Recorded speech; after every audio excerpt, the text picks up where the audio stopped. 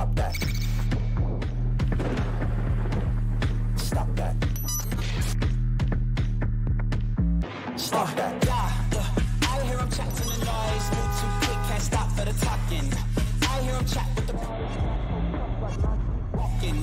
Just too sharp with the prize. White girls let it tell me I'm awesome. Yeah, hot like fire on the pan. If you wanna touch my, please use caution. Cold like 0 degrees. I'm out the cage, gotta let out the beast. Revolutionary, gotta let out the streets. Locked in a cage, I'ma let out the sheets. We came for one man, forget my peace. You take the west, I'll take on the east. I'ma put him in the cage, never let out the. I hear him chat to the noise. Move too quick, can't stop for the talking. I hear him chat with the boys. Man so tough, but man's keep walking. Yeah, just too sharp with the prize. White girls, let it tell me I'm awesome. Yeah, hot like fire on the pan. If you wanna touch my, please use caution. Stop that. Stop that. Stop that. I need some assistance here from the group because all I've got in all of the people that we have here today that is really excited about baseball is Jeremy. Now, Billy is creeping closer to caring about the last couple of weeks of baseball.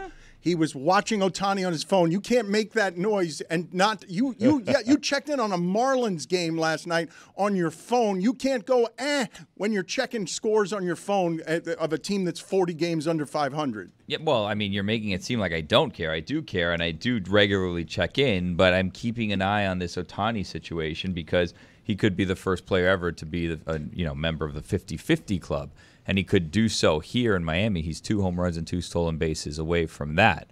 Now, they're here for 2 more days, so what I'm doing is I'm keeping an eye on it to know if I should buy tickets for Thursday's game or not. Like, in the quest for history, I would like him to get close to history tonight, but not too close. Honestly, like, if he could knock one of the 2 categories of 50 out of the way tonight, that would probably be close enough for me. No, you want him to do one of each tonight, 49, and then get the bonanza on Thursday. Of one of each? One of each, 50-50. Yeah, that's fine. I mean, I want enough progress to be made tonight, so I have to make a decision as to whether or not I want to go Thursday. I learned in Ichiro's quest for 3,000 hits that going every day hoping to see it happen is a fool's errand.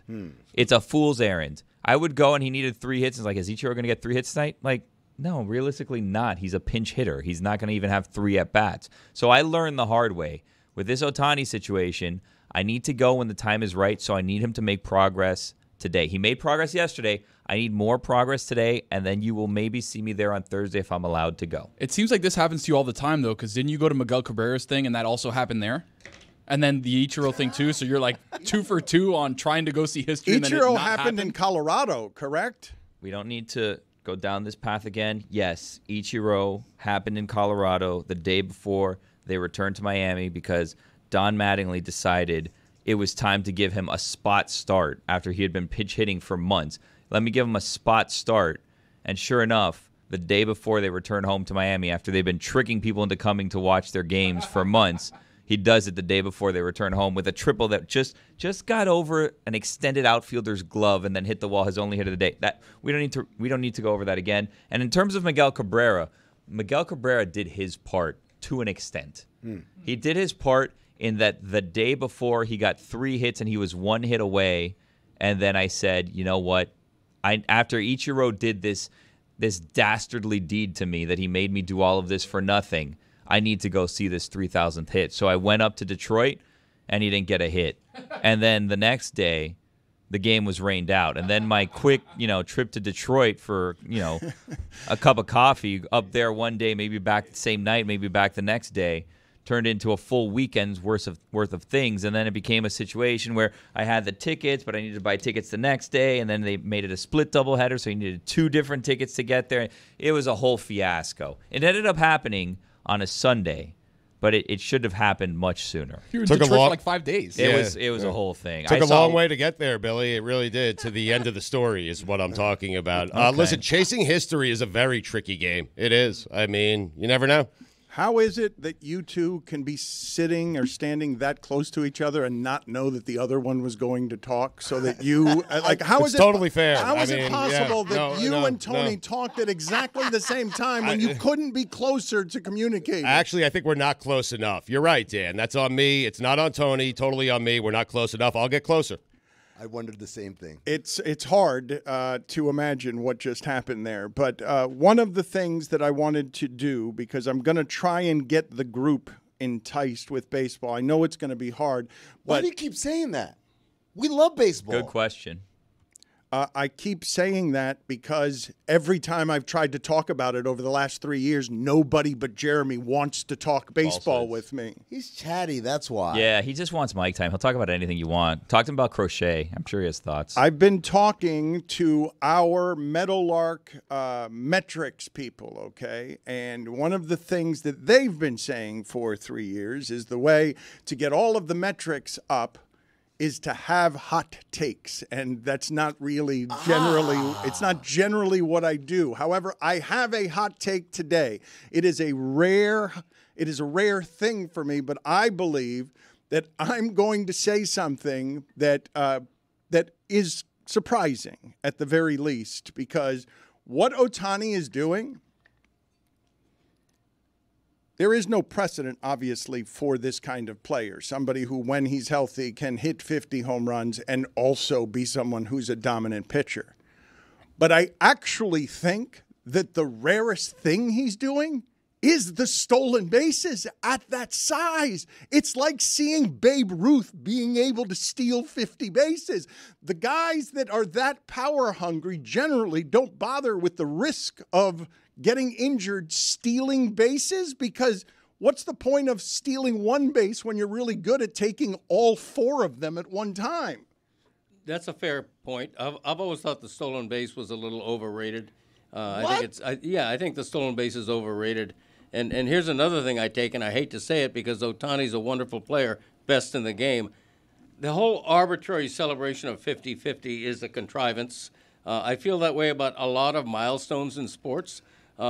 Okay, why not 45-45? Let's celebrate that and not worry about whether he gets to 50 or not. I think he's not setting a record. It's not a record for most home runs. No one's done 50-50. I understand that, but it's an arbitrary, contrived milestone is all I'm saying. He's not setting a record. You know, it's not somebody's 750. No Dodger has ever hit 50. You don't care about that? No, not really. I mean, look, he's a great player, and he doesn't need a milestone to be seen as even greater. That's my, the idea of, and with due respectability, the idea of making a special trip to a ballpark to see history made, it's arbitrary history. It's sort of a contrived milestone. It's if you're a fan of that team, celebrate it. But for all of baseball to celebrate it, I think is a bit much. I was about to get upset. Then the more Greg talked about it, the more I'm coming on his side. It is just kind of a number. Yeah. I mean, he's already the only member of the 48 club, right? Yeah, he is. Exactly. It's When true. did we didn't I didn't see any fanfare about that. What is it about 50 that makes it magical? Yeah, it's crazy. That's in sports, though. If it ends in a zero, Yeah. we laud it. But wait a minute. Yeah, it's he's not, right. it's not- He's right. it's not I mean, like- it's just a round number. It's the round number. That's what It's people the care round about. number. Okay. And Like the a job. 5 is an interesting shaped number. It is. It's like it's got a gut, but also it's trying to like suck it in. No, Got a ass, little though. bit in the front, a little bit in the back. Yeah. Yeah. put 8 up- is really the most voluptuous of the numbers, if we can I get agree. horny. I get so horny. 8. Yeah, we Every love time I eight. see the number I'm an 8. 8 man. Yeah, I am too. It's a good point, Billy. Yeah. I prefer the 2. What? Ew. I don't know. Nobody what likes it is. two. Two is boring. What does that mean? Two. Deviant. Awful. Two's awful. Two. I mean, Don't We don't want to don't- body shame a 2, but like we could go to shame see me. Dr. Hochstein. Don't shame me about what I like physically from my numbers. Don't do that. Is this the hot take? I mean, Yeah, what is the hot take? Here's a hot take. If Babe Ruth came back to play today, I would not bother going to watch him. It's a mediocre take. Not That's interested. not a hot take. Not That- interested. what Greg An said is a hot all-time take. great. An all-time great came back via time travel, Mm-hmm. and he's the only person that has access to time travel. And he came back, or I guess he came into the future, and he's gonna play a game. And I tell you, I'm not interested in going to see that. I'm not interested either. I'll tell you why. Because the whole thing is the mythology. Then you put him out there, and Oh, he'd be someone terrible. throws 105, and he's like, "What sorcery is this?" Right. I don't want to watch him turn into Greg Cody at the plate. Thank you. Go read for me how heavy the bat was that Babe Ruth swung, that he's going to try and hit You Zach. can't trust anything that you read in those history books. No. Zach Wheeler yesterday was throwing nothing but fastballs. Nothing. It was just fastballs. It was like 80% fastballs, and they couldn't hit any of them. The piece of lumber that Babe Ruth would be trying to get around very slowly on Zach Wheeler. 42 ounces on the bat. I found it says 14 chicken eggs. That's how they used to measure things at the time of Babe Ruth. He was Dominican. He was Dominican. Greg Cody, how long have you been married? I have been married about 42 years. You think 42 as an anniversary is as big as 50? Yeah, I think they're all big when you get to be my age. That's different, though. Many people have been married 42 years. It's not something to celebrate. I can tell you this. My wife doesn't delineate. Like, she wants to be celebrated on every anniversary. And to her, 41 is the same as 40 or 45. Now, 50, again, because of all this mythology about worshiping numbers ending in 0, I don't deny that 50 is the golden anniversary. You know, I don't deny it, but that too is a contrivance. You know, 45 is huge. 48 is going to be hot. But Yeah, it's also right. leaning very heavily on the sexiness of the number 5, right? You said the number 5 has a gut. but it's cool though. Yeah. Nice caboose. Yeah. Dad Right, bod. yeah, it does. It has no caboose. There's no caboose on No the ass 5. on a 5. There's no Well, 5 no doesn't ass. have an ass. Hold on. Which way is it facing? No, well, that's what you said before. You said you couldn't tell the front from the back, but it's clear the gut's in the front. Unless that's the back. Right. Oh, now I'm thinking about it. Maybe that is the backside. Maybe he's got a flat tummy and a BBL. And we've been looking at 5 the wrong way this whole time. That's why I'm telling you there's no confusing the number 8. Number 8 can be facing any direction, including right at you, and it's like, It's whoa. It's It looks the voluptuous. same, yeah. It's the voluptuous number. Oh, yeah. So you guys don't understand how it is that I've observed over the years that you don't want to talk about baseball so much that you talk about voluptuous numbers instead in a way that triggers passion in the room. But I'm trying to get you to talk about Ohtani. And Baseball what does he numbers. say? Don't love the number 50 Well, is hold what on. Greg Cody You're says. the captain of this ship. We just follow your lead. You want to talk about football? We Yeah, talk about I'm- football. You want to talk I'm the basketball? We're here to captain talk of the about ship, basketball. But I've Yesterday always we got did a an mutiny. election When you're thing. in charge, I've always got a mutiny. Oh, falsehoods. When you sit in that seat, now you got Stu Gatz behind you sniffing Tony. Babe Ruth was Dominican? Yeah, of course, 100%. What do you mean? I mean, he was born in like 1890 or whatever. They were Right. bad at keeping records. There's a lot of records. His name is George Herman Ruth. Jorge Edman. Herman. Yeah, Jorge Edman. Jorge Herman. Jorge Edman. They added Ruth at the end because they're like, we got to give him something. There's been a lot of people back in, obviously we're relitigating history a lot of the times, and we're looking at and we're saying, hey, wait a second, he wasn't white. When they got to Ellis Island, they looked at Ruiz and they said, Ruth. Ruth. Yeah. That's what they gave him. He was an orphan. Put it on the poll at Lebitard Show. Was Babe Ruth Dominican? Because Okay. Well, hold on. Of Dominican descent, because it says he was born in Baltimore. That's what they say. Have you been to Baltimore? There's Yes. so many Dominicans there.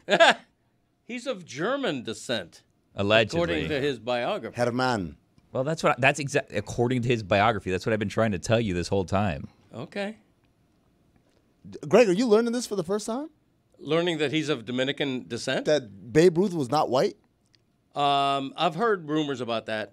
I'm not hearing it for the first time, but I'm not seeing it in any legitimate biography of him. So, You're looking through all the mainstream media sources, right? huh? And where are you finding it? I mean, I'm from the streets. Yeah. Okay. They talk about it in Baltimore.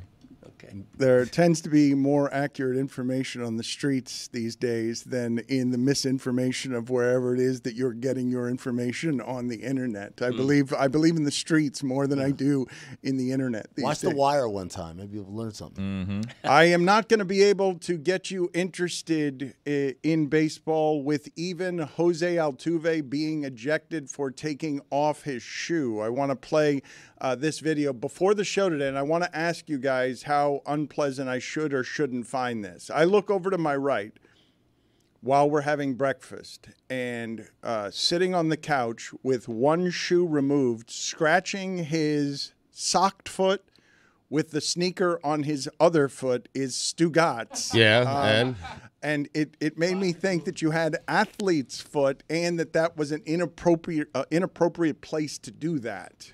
Where, in the middle of the office, you're saying? I mean, a breakfast, in office and the breakfast. Yeah, all of that. When you have an itch, Dan, you have to scratch it. I'm not bending anymore. I've stopped bending about a decade ago, so I use my foot to scratch the itch, you know? It's a heady play.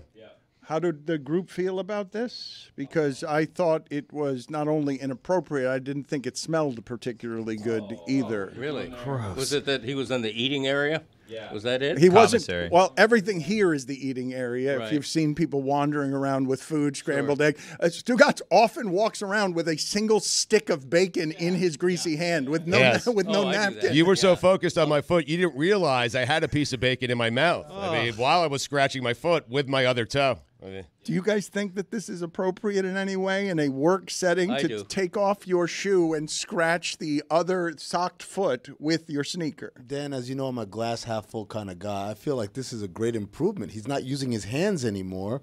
I was really worried when you said he was scratching his foot. He was scratching his foot, and then he dapped me up. Good morning, Amin. Now that I know he was using his other foot, I don't really care. I don't come into contact with there's bacon on that hand. He's walking around. His breakfast every morning is without a plate or a napkin, just walking around with a single stick of bacon in his greasy fingers. But if you could shake one hand every single morning, would it be an actual hand or a hand that's dripping with bacon? I mean, come on. A bacon-soaked hand? Yeah. I mean, come on. Everyone loves bacon, Dan. I mean, the taste, the smell, the touch, all of it. I don't intend to be argumentative, but we were waiting to talk baseball, and you took us to bacon hands. And scratching feet and stuff. Yeah, like we're trying to stay on the baseball track here. Season's winding up. We're headed into the playoffs. Bunch of seam heads we have on this show today, and you just want to talk about bacon hands and feet. Well, let's get to this Jose Altuve footage because, so to speak.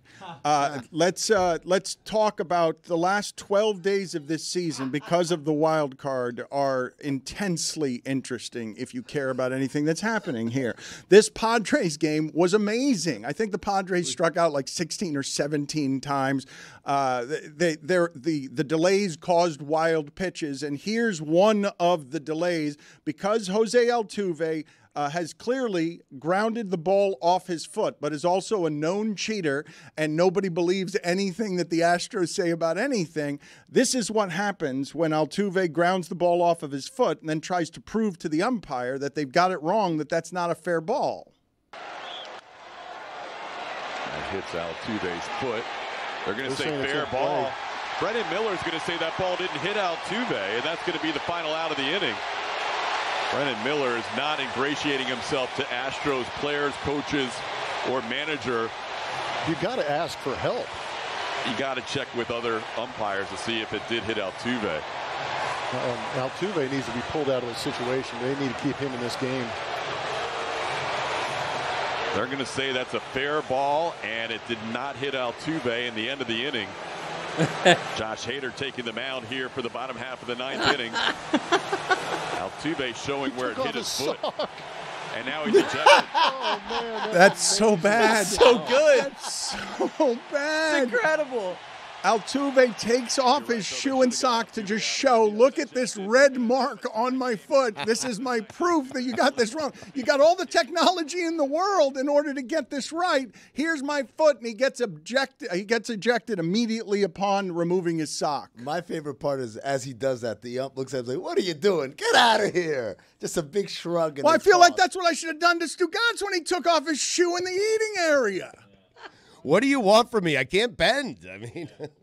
I mean, you're hoping to get tossed at that point, right? Because like worst case scenario is you stay in the game and then you have like the weird like dirt on your foot inside your sock and you have to run around with that. You don't want that. Even if he's got a red bruise on his foot, it doesn't prove. I'm with you. That it was because the ball hit his foot. I think it's gamesmanship, right? Like sometimes you go in the dugout or whatever, you punch yourself in the toes a couple times, just in the event that something like this happens. You know, like this may have been premeditated. We didn't actually see a replay where it hit his foot. I can't believe anything this man tells me. Mm-hmm. Premeditated? Possibly, yeah. What are you talking about? Gamesmanship. The guy wore a wire. All right. Yeah. You're going to think punching himself in the foot is a new thing? Mm-hmm. Guy wore technology. Yep. You called him a cheater, Dan. You did. Yeah. Banging trash cans. You cannot eject him in that situation when he's simply trying to prove You to you. have to eject him in that situation. He's Ejectable. taking off his clothes to show you up. What are you talking about? He's not taking it off to show you up. He's taking it off to show you that you are incorrect and that he has the proof. It's not proof, though.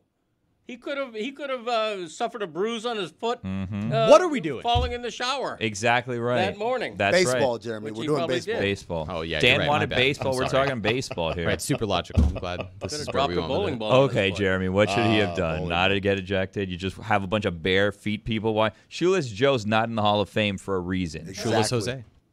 Shoeless Jose is what he was last night. You, Greg Cody, are somebody who is moderately interested in baseball. How is it that I get you to be interested in anything that's happening over these last 12 days? Because I'm at the point, and I don't know how many people in our audience are going to side with me here, I'm already checking tiebreakers. Wow. Oh, I love this. Yes. I love the math, the algebra you've got to do to figure out if so-and-so does this and so-and-so does this. Yeah. Who clinches the wild card? See, I'm against the wild card. Oh, no. Yeah, so I don't like What? I don't like wild cards in baseball. That's At number all? one. Greg, No. it's been great. I don't It's think been, so. The only reason the last 2 weeks are going to matter is because of the wild I card. know, but again, that's a contrivance. It's not real. It's the word of the day. if you get a wild card spot in baseball, the record shouldn't even say you made the postseason. Okay, I know the Marlins. The Marlins won twice. Yeah, As exactly. the wild card, they won the World Series twice. You're taking them both Exactly. away? I'm just saying the wild card. I'm talking about the latest wild card. Yeah, exactly. I'm talking about the recent expansion. The expanded wild card. Yeah. He's not saying you take away the World Series. He's just saying you don't show that they made the playoffs. Right. Exactly. Now, here's the other thing, okay? This is a Miami-based podcast. If Miami had a baseball team that was worth supporting, I would tend to be more of a baseball fan, okay? When my hometown team starts off the season 6-24, and by midseason has traded away everybody anybody's heard of because the owner doesn't spend money, it does deter me from following the sport in general because I'm so dissatisfied and discouraged by the home team.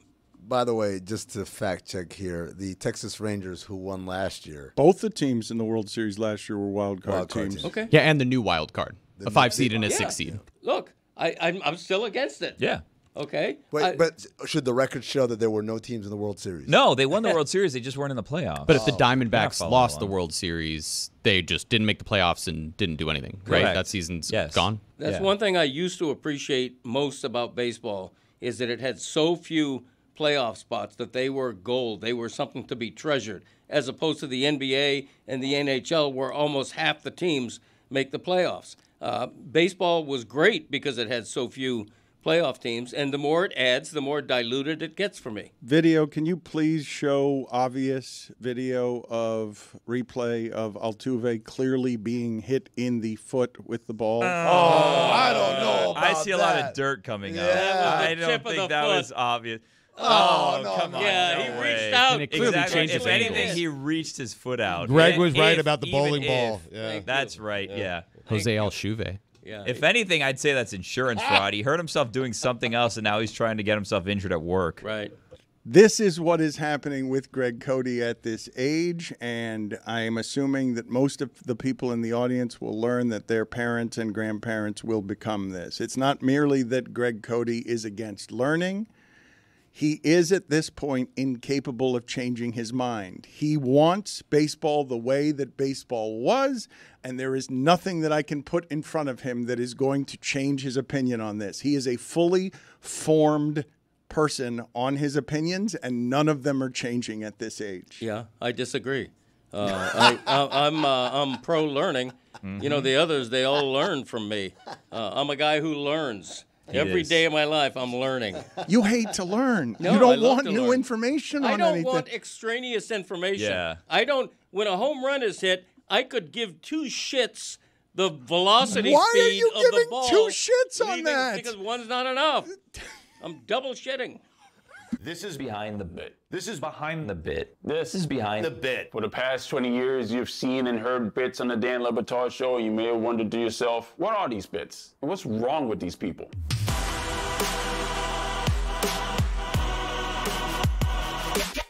I have the incongruent images of Chris Cody in a ridiculous car battery costume, dancing happily. He will ask all our guests today some awful car-specific pun while in that costume. Is it hot in there, Chris? You need to pump the brakes on the negative attitude, all right? I am revved up for today's show. Let's do it! All right, don't use all of your material yet. Guys, this is just a speed bump, all right? We're going to get through this.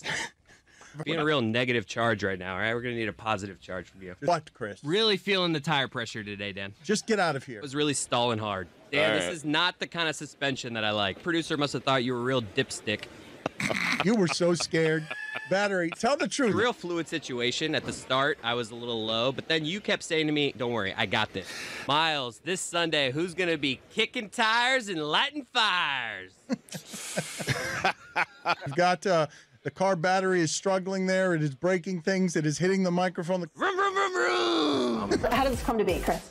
This was our sales team doing a great job of integrating content into our show. This is something that Dan has yearned for forever, of just wanting sales to be creative, that we can do it in the show where it fits the show. This is just, I think, as well as we've done at incorporating a sales thing into content, because man, I just remember them sending me an email of just, hey, we're pitching this thing at Advanced Auto Parts, we're gonna need someone and we think you're the character to do it. And I'm just like, as I usually am, team guy, I'm just like, let's do it without really thinking. And then once I got in the costume and I was like, all right, I gotta, man, the rabbit hole of, because our audience are the ones that fed me. Like we asked our audience, feed us, what should be my puns? So I was getting a lot of those from Twitter. It was great audience engagement because people wanted to feed the lines, then they wanted to hear the lines that they pitched. And it was just, I had a whole sheet of just stupid puns that I could just find a window for. And that was a fun week. Do you think the sponsor liked this bit? Just like they say any news is good news, I think the sponsor liked this particular integration. I mean, it's a car battery with the name on it. You know, Chris Cody is saying car puns. So yeah, I think they enjoyed that.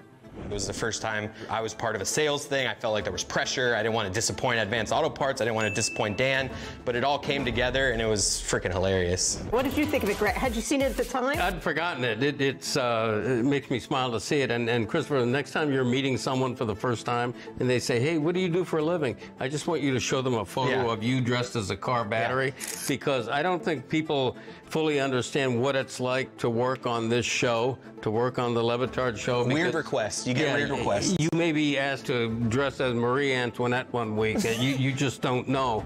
And that's a good example of that. What costumes has Dan made you wear? I would say the best costume was most recent. It was the bear costume. Where I was dressed up as one of the chefs on the FX show, You mean The Winnie Bear. the Pooh? What? You mean Winnie the Pooh? No, not Winnie the Pooh. I would never dress up as Winnie the Pooh. That seems more like a Chris Cody costume, actually.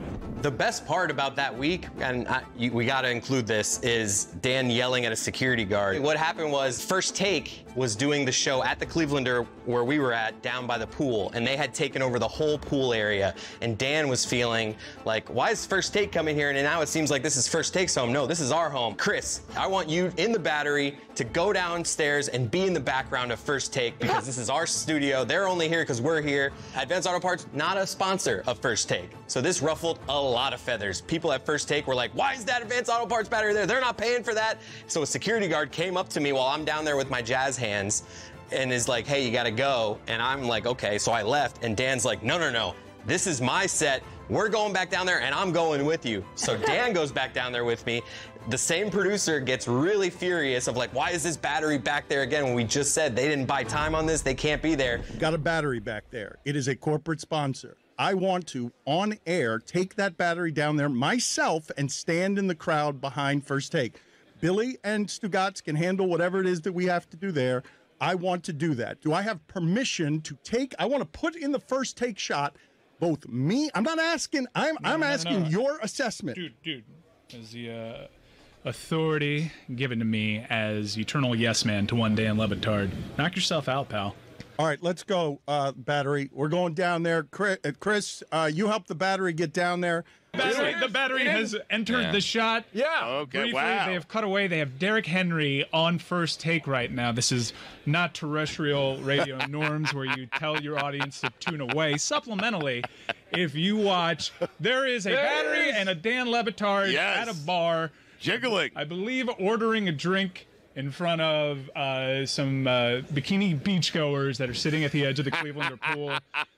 There is a producer trying to stop Dan Le Batard right now. Oh, no, this is getting testy. Oh, my God. Dan is in his face. Oh, boy. Yeah, are you All seeing right, this is a better idea. Forget about a happy place. Play-by-play of Dan and the security guard. This is awkward as all get out. All right, so me and Billy. This is the absolute strangest guy on. Me and Billy are at Radio Row. We are watching through a television screen live footage right now of Dan Le Batard trying to get the Advanced Auto Parts car battery on the set of First Take and screaming at a security guard. If you're watching ESPN News right now, you have a live shot of Dan talking to a security guard pointing up at the ESPN Studio South Beach sign.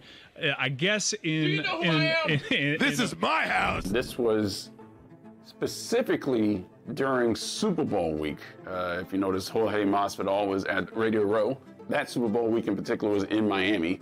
So, yeah, I mean, everybody at ESPN descended upon the city, and a lot was definitely going on around that time. And specifically, I remember Dan getting upset because ESPN basically didn't use him around the Clevelander, and they, at First Take, basically take over the entire property. So Dan and Chris, while dressed up as a car battery, went down and had an argument with ESPN security because he wanted to take over that set for First Take, because, I mean, this is, quote-unquote, his town, and this was, quote-unquote, his studio, so he wanted to take over the quote-unquote stage that Stephen A. Smith was on. So there's a video, there's a photo, a still shot of Dan like just giving the business of like a producer in Dan's face, and Dan telling him, this is my, like, you just, like, you don't hear what he's saying, but in the video you see Dan like, no, this is my set, this is my, like, and Dan was standing up to the First Take producers basically saying, I can do what I want around here. And it was, and you see my jazz hands, because through the whole thing I'm hearing Dan, and I'm like, oh my God, I'm gonna get fired. And I'm just like doing jazz hands with my stupid battery costume, and it was just, that's one of those things that in the moment it was terrifying, but in hindsight, it's freaking hilarious. Did any of it actually air on First Take? Yeah, it was on First Take where you saw me back there, because they're live. I remember walking downstairs for that time, like the second time, when Dan's like, we're going back down there, and I don't care what they say. I had a moment from Bad Boys 2 where I literally, Dan's like, are you good with this? And I'm like, Dan, we ride together, we die together. Like, what am I gonna, like, leave you here? Like, I'm in the costume, I'm going with you. Like, if we go down for this, we go down. So they were live, and it happened, and there was definitely some, like, you know, Dan had the answer from producers, and there was some drama after. I don't remember the details of it. Would anyone try to steal this battery? I don't think anybody thought of stealing the battery. I think more along the lines of we thought of tossing it in the Clevelander dumpster on the alley once the advertisement flight was done, but there's really no use for it now. So if you want to steal it, we could just put it outside. You can take it away in a U-Haul or something. Claire, what did you think of the talking car battery? It was so funny. It was like super duper.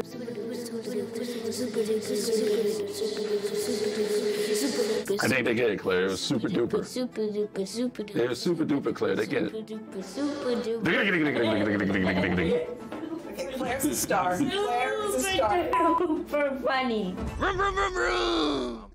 One of my favorite visuals in the entire time we've been doing this was seeing through that black screen the horror on the face of your son, Greg, as all of this was playing out, but his hands never stopped moving. And so nobody could see that the mascot was scared. The mascot looked happy. But as I listened to that, I really am legitimately bothered that our own crew doesn't remember the details on why that happened. It was not because I'm like, ESPN is in town overrunning everything and it's my studio, my town.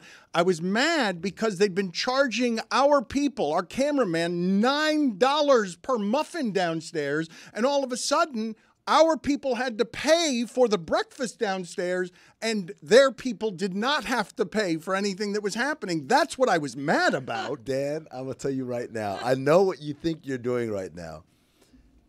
Your clarification made it sound so much worse. It was a lot cooler. It was like, this is our studio. You guys aren't coming here and tell us what we can and can't do. Dan's like, you're going to charge us for food? Yeah, Muffin Gate. You sound ridiculous, but you have lost a lot of weight. By the way, ESPN execs kept tabs on that, fired Chris later that year. That's right. Oh, ouch. I'm not making up that the issue was that for 8 years, our camera people who could not afford the expensive breakfast downstairs were being charged for stale muffins. And then all of a sudden, the spread that came through during the Super Bowl was something that we didn't even have access to. Like, that's what I was upset about. Yeah, but what Amin is saying, what Greg is saying, is your honesty is getting in the way of a really good story. Yeah. Way Stop cooler. being so honest. Way cooler if you're like, because we see you pointing. When you point, like, people think, oh, he's just pointing at the camera. No, he's pointing at the ESPN sign above the Clevelander thing. He's like, this is our house. That sounds cool. Not like, I want breakfast right now. Just sounds fat. All right, point taken. It does sound fat. The part that I'm objecting to isn't this is my house. It's Roy's assessment. Dan was upset because ESPN wasn't using him. Oh, yeah, that's true. Like, that's pathetic. Like, that's not in any way true, and it's simply pathetic. No. Like, that Roy's assessment would be Dan was really upset because during the Super Bowl, he had a great desire to be on First Take. But then it's true. The Super Bowl is your favorite time of year. You're always wanting to be on Radio Row. You tell Stugotz, oh, let me go. And Stugatz like, let me just have this one thing. And Dan's like, no, come on, man. And so you were upset. Stugotz and Billy Did they ask you to be on First Take that week? They did not. Are you upset? I mean, I'm enraged still. I'm still thinking about it. I try and hide it under muffin costs, but that's really where my insanity comes from. I just wanted to be sitting next to Derrick Henry. Also, on a side, while we're watching this, I'm looking around at everyone's reaction to different funny times. The only time I saw Greg react was when he saw himself. Well, I wondered why I was there sitting next to Christopher because I had nothing to do with this bit, so I didn't. Finally, I spoke, but mostly I'm just sitting there looking at Christopher. Odd choice that I was not asked to sit down and really talk about how Roy's totally incorrect assessment that my rage spawned from not being on First Take. I'm not certain there's a show you would least rather be on than First Take. Like, if I gave you a choice of all the shows and you had to choose one you don't want to be on, I believe it would be First Take. You guys know how we only did it twice. One was to celebrate Randy Moeller's gold calls, and the other time was because we had to concoct some argument as part of cross promotions between the shows. And you remember that I didn't want to go on their show and do it their way, where I had to do argument television, but I was talked into let's do it for the sake of promotion. And I guess the third time we were on is when we were on in the background with your son as the car battery, and then he was soon thereafter let go. Does that count as a First Take appearance officially? I guess it must. It does. In the annals of the show. On IMDb, he's got a credit for it.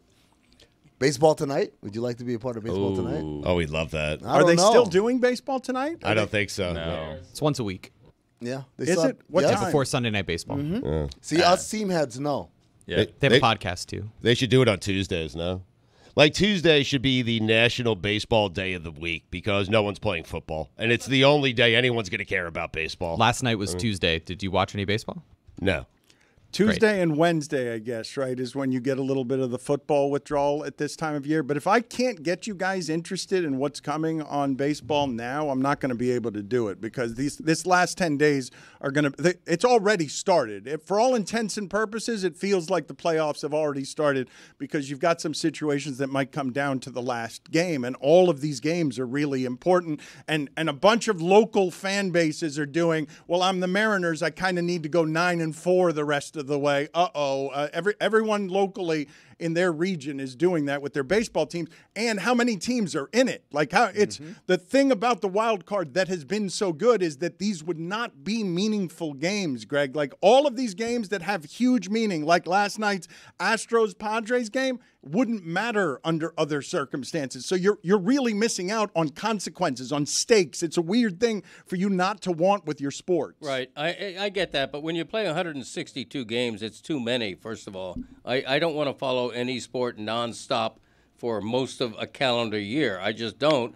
And, you know, if the team that now needs to go 9-4 for a wild card spot is in that position, probably because they had a 4-game losing streak in May, you know. So again, the Mariners were up 10 on the Astros and coughed it up very quickly, but they're still in it. Right. And I'm not going to be able to do this, Jeremy. I'm not going to be able to get Greg. There's no angle from which I'm going to be able to make him interested in this. What about stars? Like, because there are more stars and up-and-coming stars in Major League Baseball right now than ever. You mentioned the Padres, Dan. Everybody thinks Paul Skeens is just going to win the Rookie of the Year because everybody's heard of Paul Skeens. Right. He has 21 career starts, right?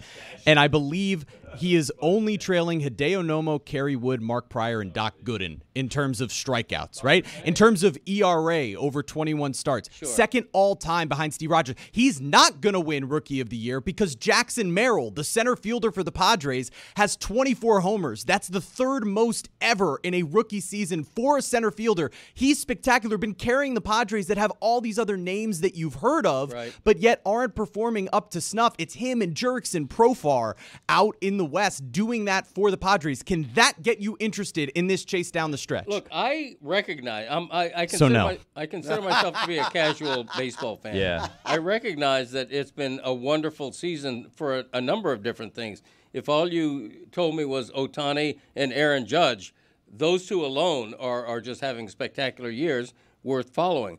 But, you know, there's only so much bandwidth, you know, and when my hometown team sucks and doesn't spend money. Well, we can follow to make. I've been following the Marlins to make sure they don't lose 100 games. They got to go 6-5 the rest of the way. Yeah. It's a big one last night. That was a fun game. That was a fun game yesterday. That was a big one. Yeah. Well, that's the drama left in the Marlins season is whether or not they lose 100 Jeremy, games. I'm going to have to do something, and I'm sorry to do this to you, but I'm going to need to banish you, even though you're my ally here, and we will go to you for boring baseball reports during the show. But I'm going to need to send you away here because all of those stats, you lost everybody in the room with everything you were talking about. Well, I got taken out of it when you were comparing him to these historic pitchers because I was thinking, wow, none of their careers ended up panning out. Like they all kind of like had all this promise, and none of those names. Steve Rogers. None of those names were great. Captain America. Dwight Gooden. Dr. K. Wooden arm. Do you think that story ended well for old Not the Dr. whole K? story, but he was Jeremy out. I'm sorry to do this to you, but you have to read the room, and I have to read the room. We are outnumbered here for a number of different ways. We're here. We're going down this path with you guys. We love baseball. Old Captain Mutiny over there. America's pastime. This is what I would like to present to you guys, because you specifically, Amin and Greg, thank you. because yesterday we did something, and I want to analyze this and basically the culture that we have here that I believe can be a feeding frenzy of negativity. We have seen, and Tony can speak to this as someone who loves Billy and hates Billy, we live in an environment where people will not only seize on your mistakes, they will, and this is strange for teamwork, enjoy the failures of their teammates more than the successes of their teammates. Put it on the poll, please, Juju. Do you enjoy the failure of your teammates more than the successes of your teammates? The reason I bring all of this up is I want to play for you again from yesterday what I believe to be the dream scenario in my favorite game show of all time, Family Feud. A friend of ours had the dream scenario. They were awful all game. This was an epically bad game, but at the end, Pablo Torre rushes in and feels so good that he seems like Russell Crowe in Gladiator in terms of confidence. Are you not entertained? When he's standing next to Steve Harvey after saying, "Thank you, John Legend," is something that he just said. In the middle of his star-bleeping celebrity life, he is winning here, and I felt that this clip, which I got a vicarious thrill from, that no one here was happy for him. You need 37 points. Name a coin you throw into a fountain to make a wish. You said the penny. Yes. Survey said. Oh my God. Why?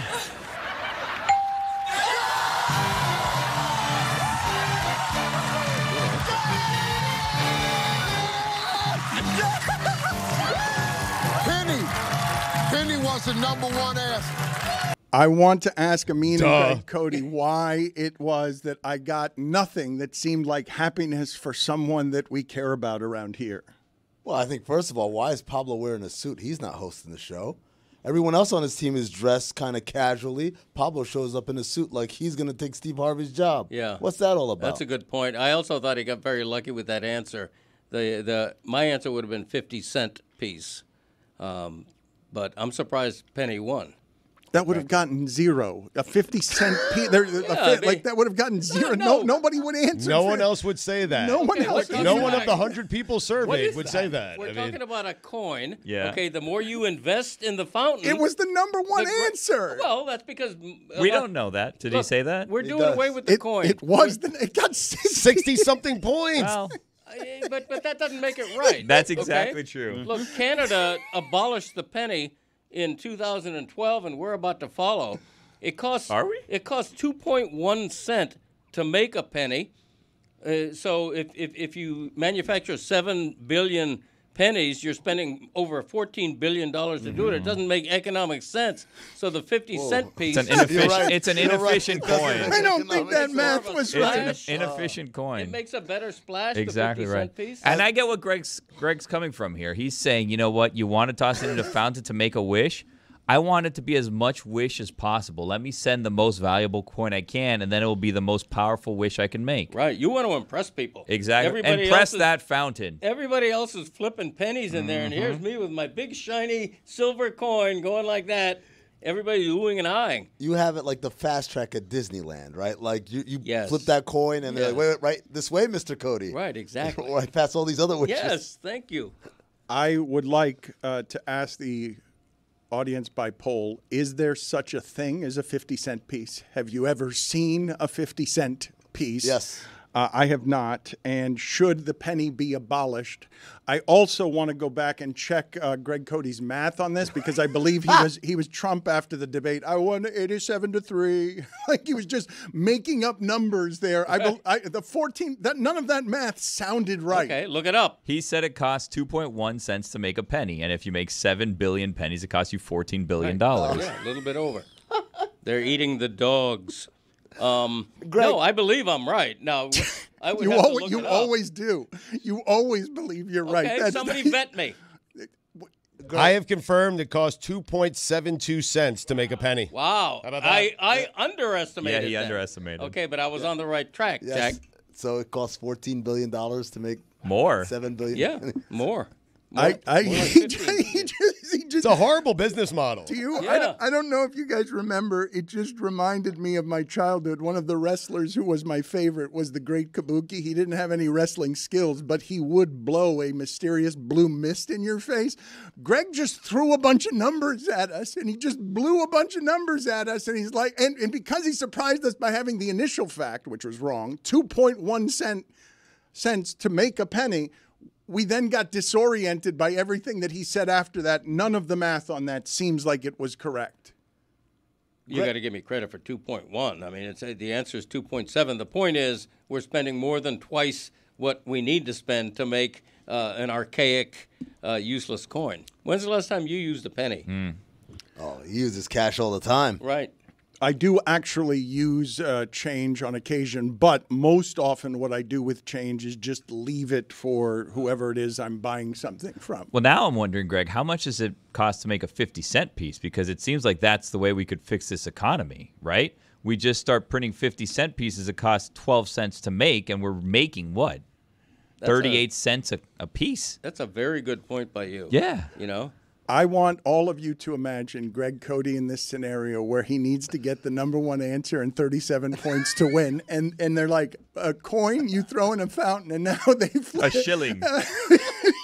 And he's like, a 50-cent piece. It would have landed like such a duck fart as punctuation. It would have been the opposite of Pablo's scenario, where Greg Cody is just staring around. There's a big giant X and a buzzer sound, and he just leaves the studio in shame because he's referenced a coinage that no one knows exists. I've been sitting on this game show take for a while. It's a pet peeve of mine, and it relates to the Family Feud.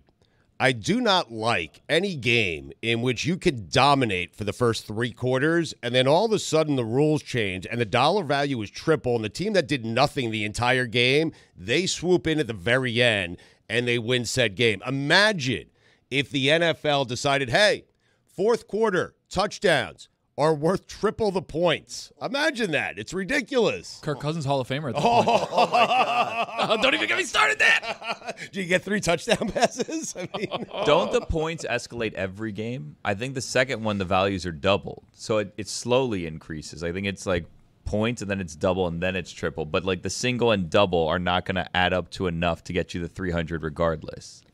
Look, this is Greg's whole argument against the wild card, right? All over again. The idea that you could play 162 games and that really doesn't matter because someone could come in at the end and just overcome. But I submit to you, like Dan said, that's what makes baseball fun now, is that everyone knows they're still in it, even if that deficit is huge. Same thing in Family Feud.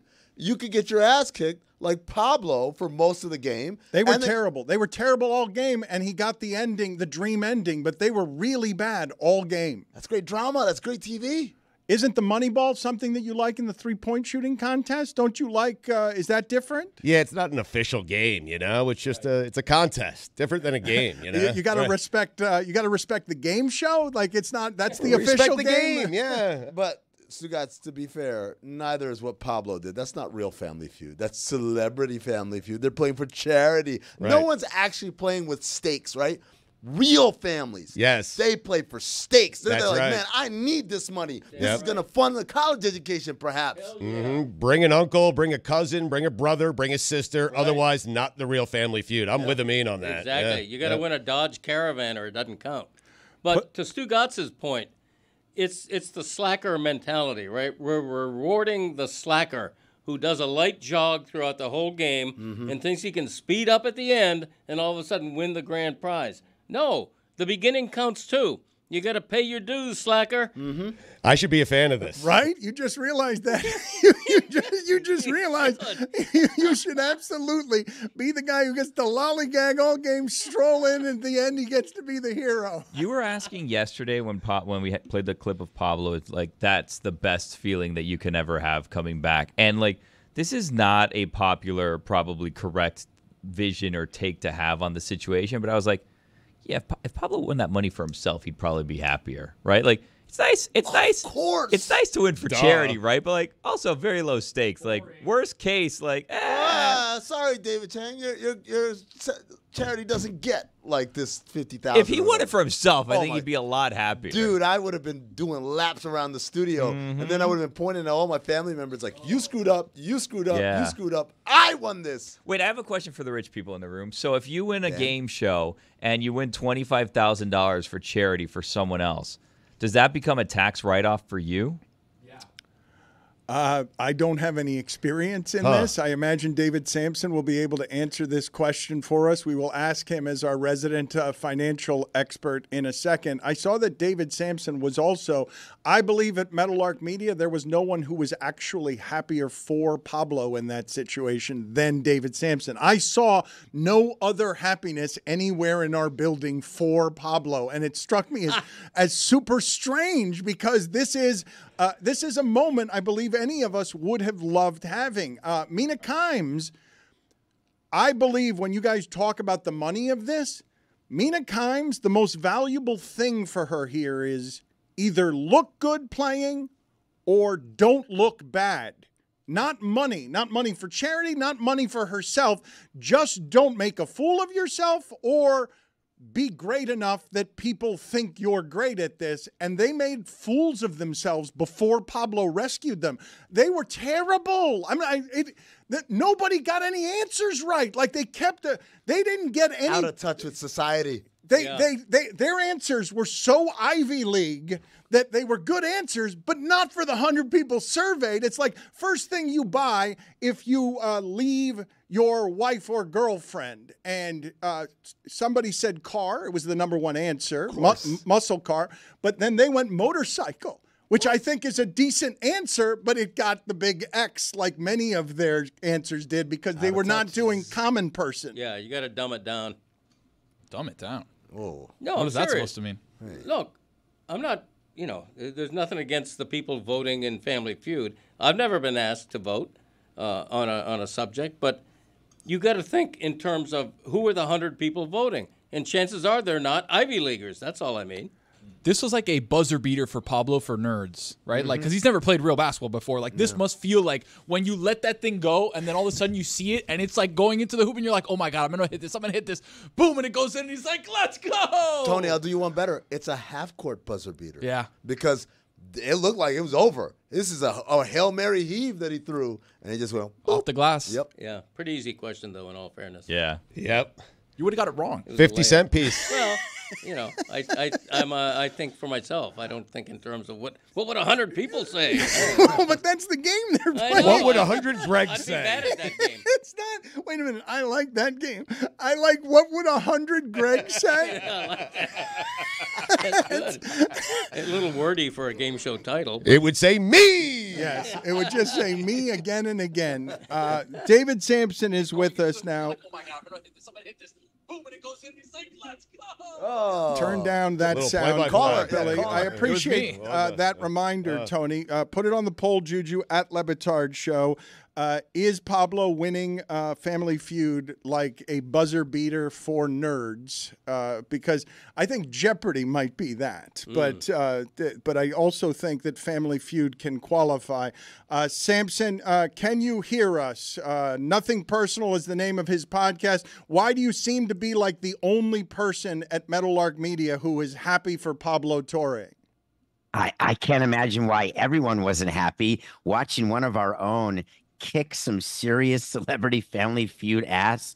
Now, of course, it is way easier to be a great closer when your starter stinks, and David was so bad in the first round, but Pablo did it under pressure. Congratulations. I loved it.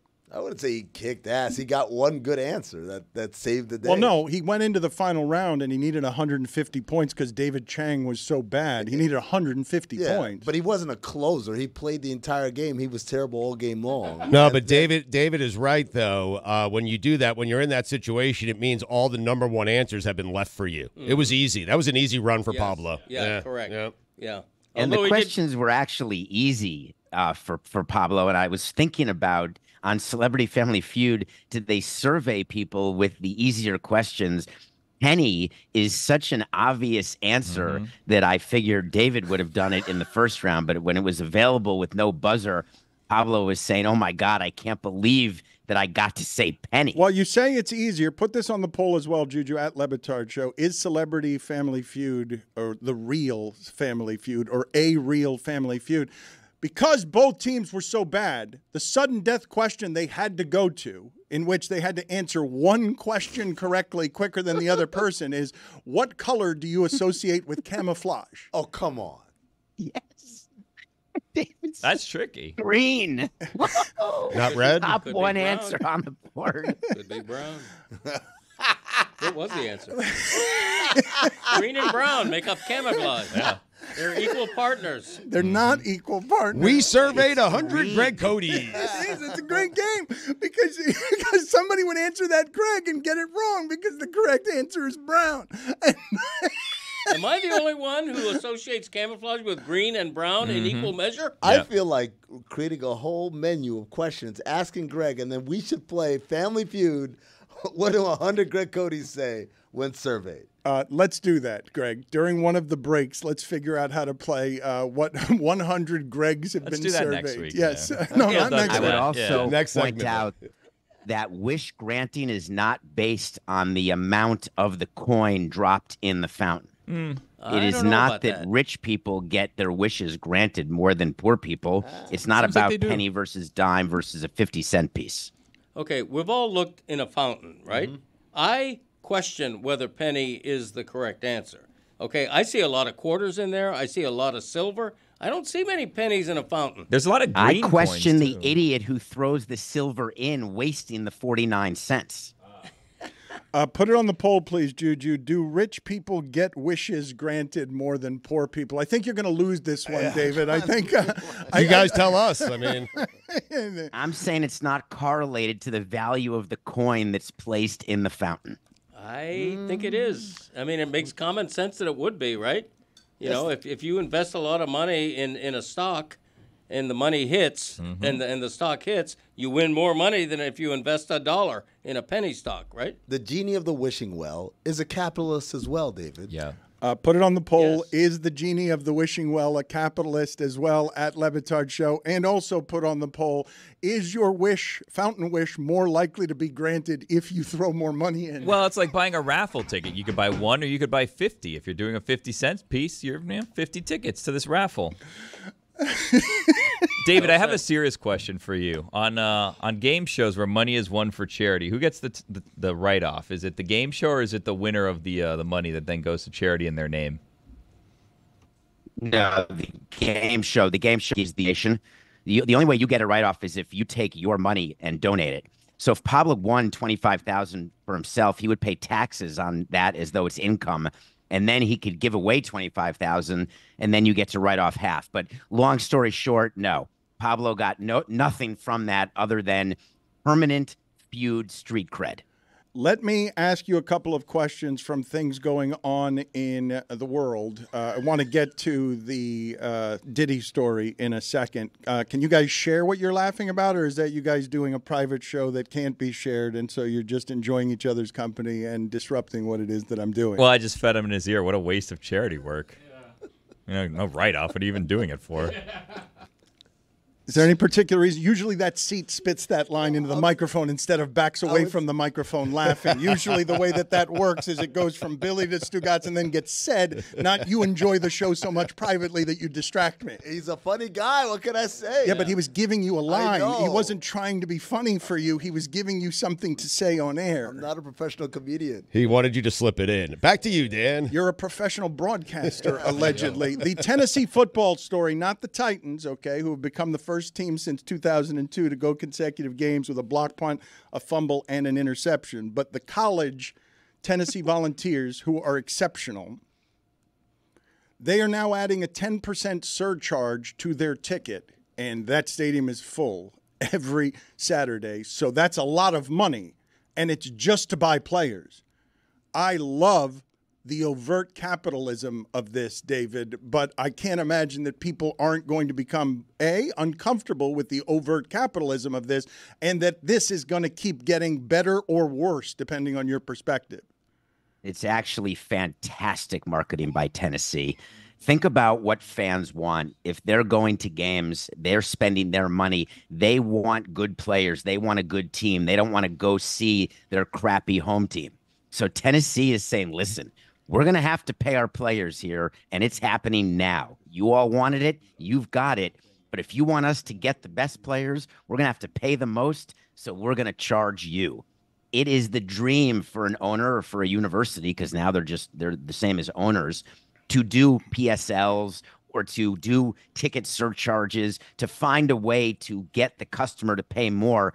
It's like when Uber would charge a fuel surcharge or the airplanes do. Everyone's looking to pass costs along to the final consumer. And what better consumers are there than college football fans who will pay anything in order to watch their team, and they want their team to be good. So I think this was just smart of them to come out and say it. Smart and just the start, correct? Because now this is going to get more and more aggressive, where you can make it a 20% surcharge. If you're in Texas and you want to keep up with Tennessee, you can make it a 30% surcharge. Well, again, you're making up percentages. It doesn't matter. You can increase your ticket prices and allocate any amount of money you want to players and then not do endowed science chairs. But Karen Carpenter said it. We've only just begun. You want to see NIL? You wanted players to be employees. You wanted players to get paid. It's here. It's happening. David, I'm curious what you think of this idea, because we're seeing it in the NFL now. Is private equity going to come into college football in a way where an Elon Musk type billionaire all of a sudden owns 30% of the Michigan Wolverines or any other college? Hey, Greg, it's happening now. Jay Williams just did a panel, and he said he wants to buy 49% of the Duke basketball program. And there are programs out there right now trying to raise money in order to pay the players over the table. And now you have private equity firms. Stephen Ross, right in your hometown, wants to sell part of the Dolphins. And the way to get the best valuation may be to go to a private equity firm. But the thing that people aren't focusing on is that Steve Ross, good example. Let's say his team is worth $7 billion plus the Grand Prix and everything else. PE firms want investment returns. And do you think the Dolphins will be worth $10 billion, $13 billion? Is there a bubble coming? Because PE firms are not interested in sports per se. They're interested in a return. But it is a new source of money that is going to be gotten for owners. It is fairly amazing to see that Phil Knight was getting the Oregon Ducks cheap and was way ahead of the curve, because this has already been in play for a while, but now it's getting more competitive and it's about to get crazy, because Phil Knight Nike has basically owned that program for a while now. But I want to play some sound for you here, David, of what the results are of this. I'm going to go out to Colorado. This is a 4-win team, and it's super interesting what's happening around Colorado for a lot of reasons. Listen to what Deion Sanders is saying is one of the results of the fact that now these are no longer amateurs. They are paid professionals. When I say I genuinely love these kids, I genuinely really do. It's not about what they can do for me on the football field. Is about what I can help them with in life. Landscape has changed in football. Once upon a time, you guys never attacked college players. Now they're making more money than y'all. And some of y'all are envious and jealous about that. So you're on the attack. It was hands off a college player because he's an amateur. Remember that, guys? Now it's hands on. Go at them any kind of way you want. They're making more money than me, and I'm mad about it. When you attack them, these guys are sensitive. They've never been attacked. They hadn't gone through what I've been going through with y'all for years. They haven't done that. So it is what it is. I know you're going to do your job and what you must do, but your job does not say attack. The personal stuff, leave it to be personal, because if we start flipping the script on y'all, you wouldn't like it. I can easy. Thank you, Lord, for stopping me there. Whoo, that was almost a good one. That would have went viral.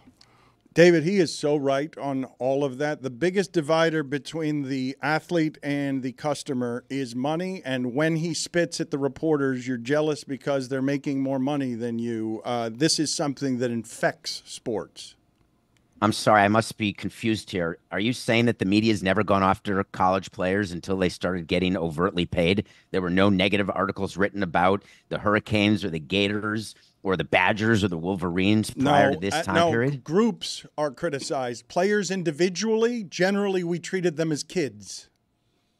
Well, I would only say that if we take child actors as an example, when you give too much money to people who are too young and you don't have protections around them, bad things happen. Bad things have been happening around college sports for as long as I've been alive, for as long as I can remember. There's an entire new FX series that Dominique Foxworth was a part of about Aaron Hernandez and what went on when he was in Florida. I'm not sure that it's in anyone's top 5 list that they are protective of players, whether they're being paid or not. I want to show you what it is that happens when you start giving this kind of fame to young people. Let's play this video of Shedeur Sanders, Deion Sanders, his son, just going to school. Now, this is something obviously that has happened for college quarterbacks for a long time, but the way that young people are now around fame feels reminiscent of how it is they were behaving around the Beatles a long time ago. Look at this.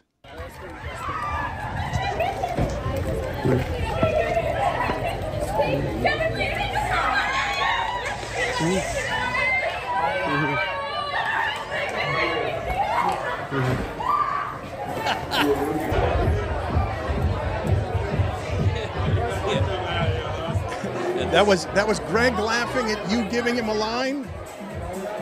The Beatles had a lot more people. I mean, that's a nice crowd, but that's not Beatlemania. I was there in Beatles? 1963, believe me. Yes, of course. Beatlemania. Dan, I'll be honest with you, man. I saw Peter Warwick back in the day, and he got bigger crowds than that. Come on, what are you talking? Beatles? The Beatles? That was 7 women at the street corner. That was like when Ron Dane would walk through Madison. A great reference by both of you there. Heisman Trophy winner. Ron Dane and Peter Warwick is what you guys did. Yes, put it on the poll. Are Ron Dane and Peter Warwick like the Beatles at Le Batard show?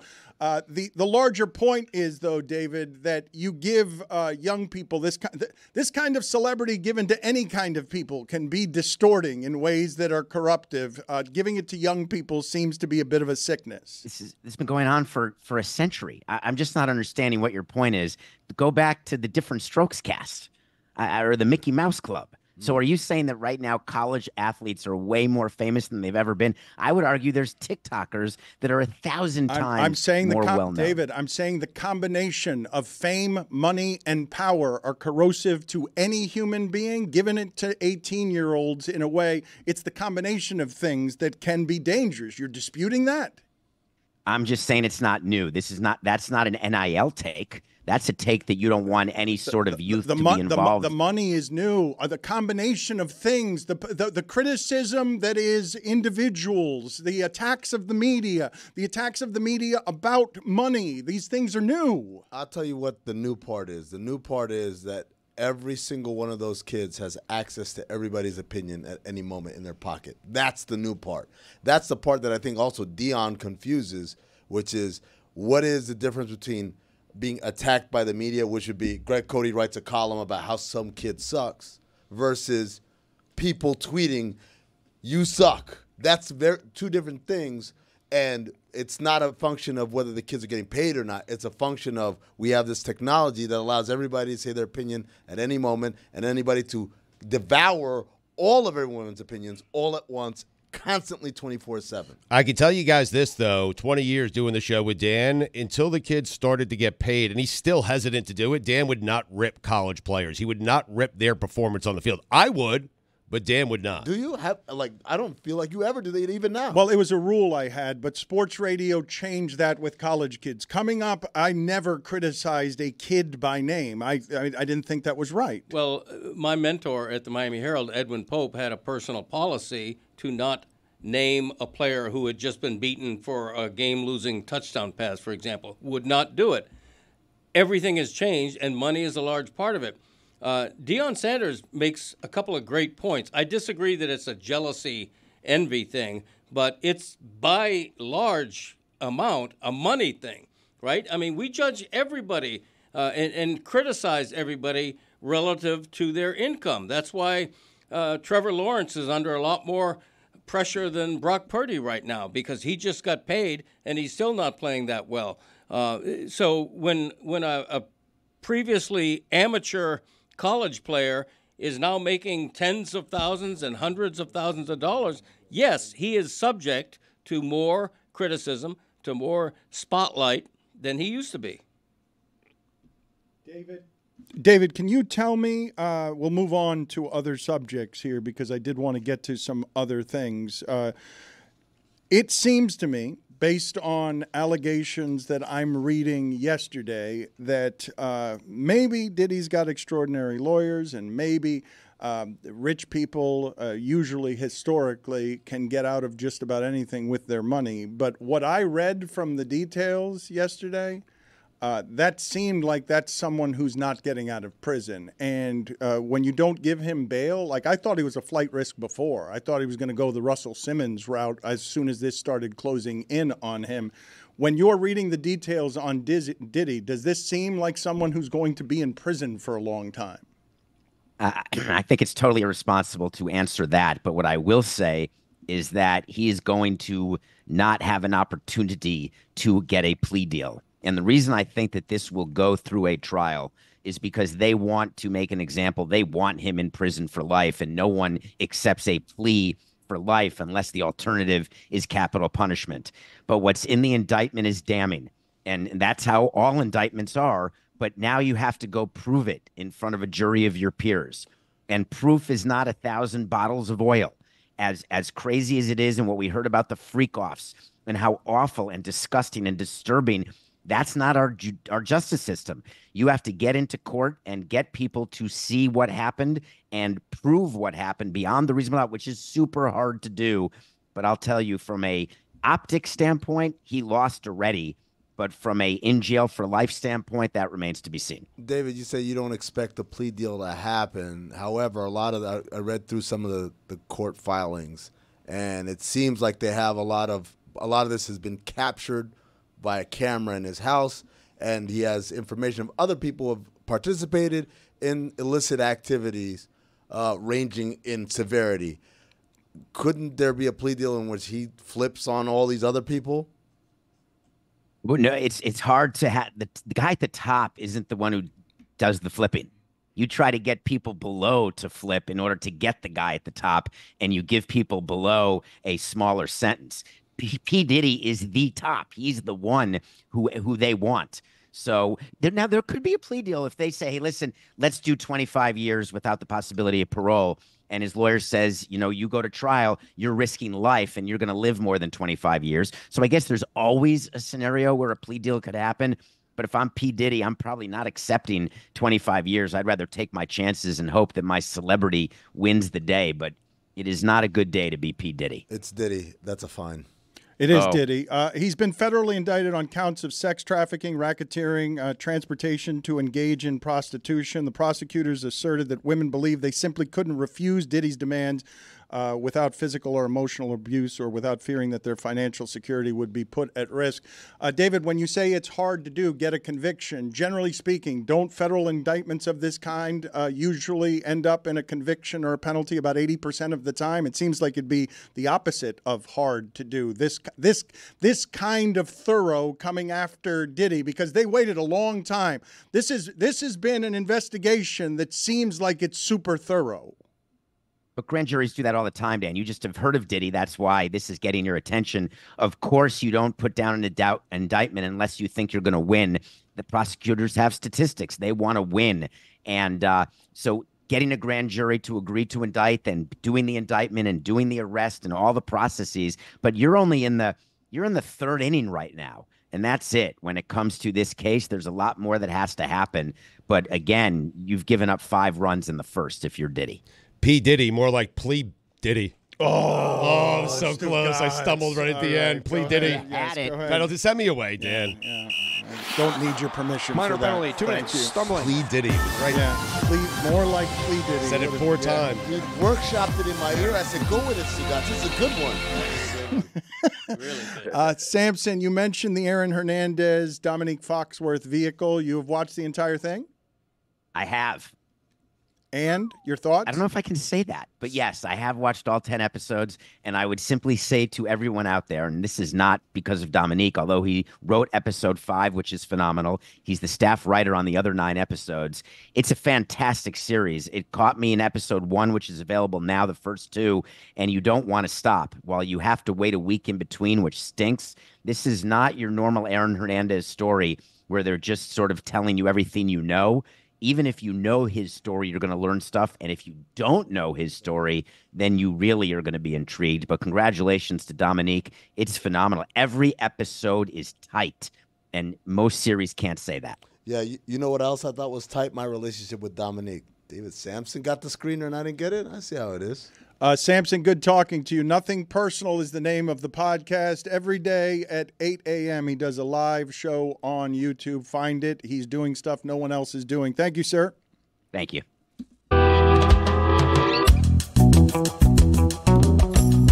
We have what I believe to be possibly the most unusual Woj bomb of all time.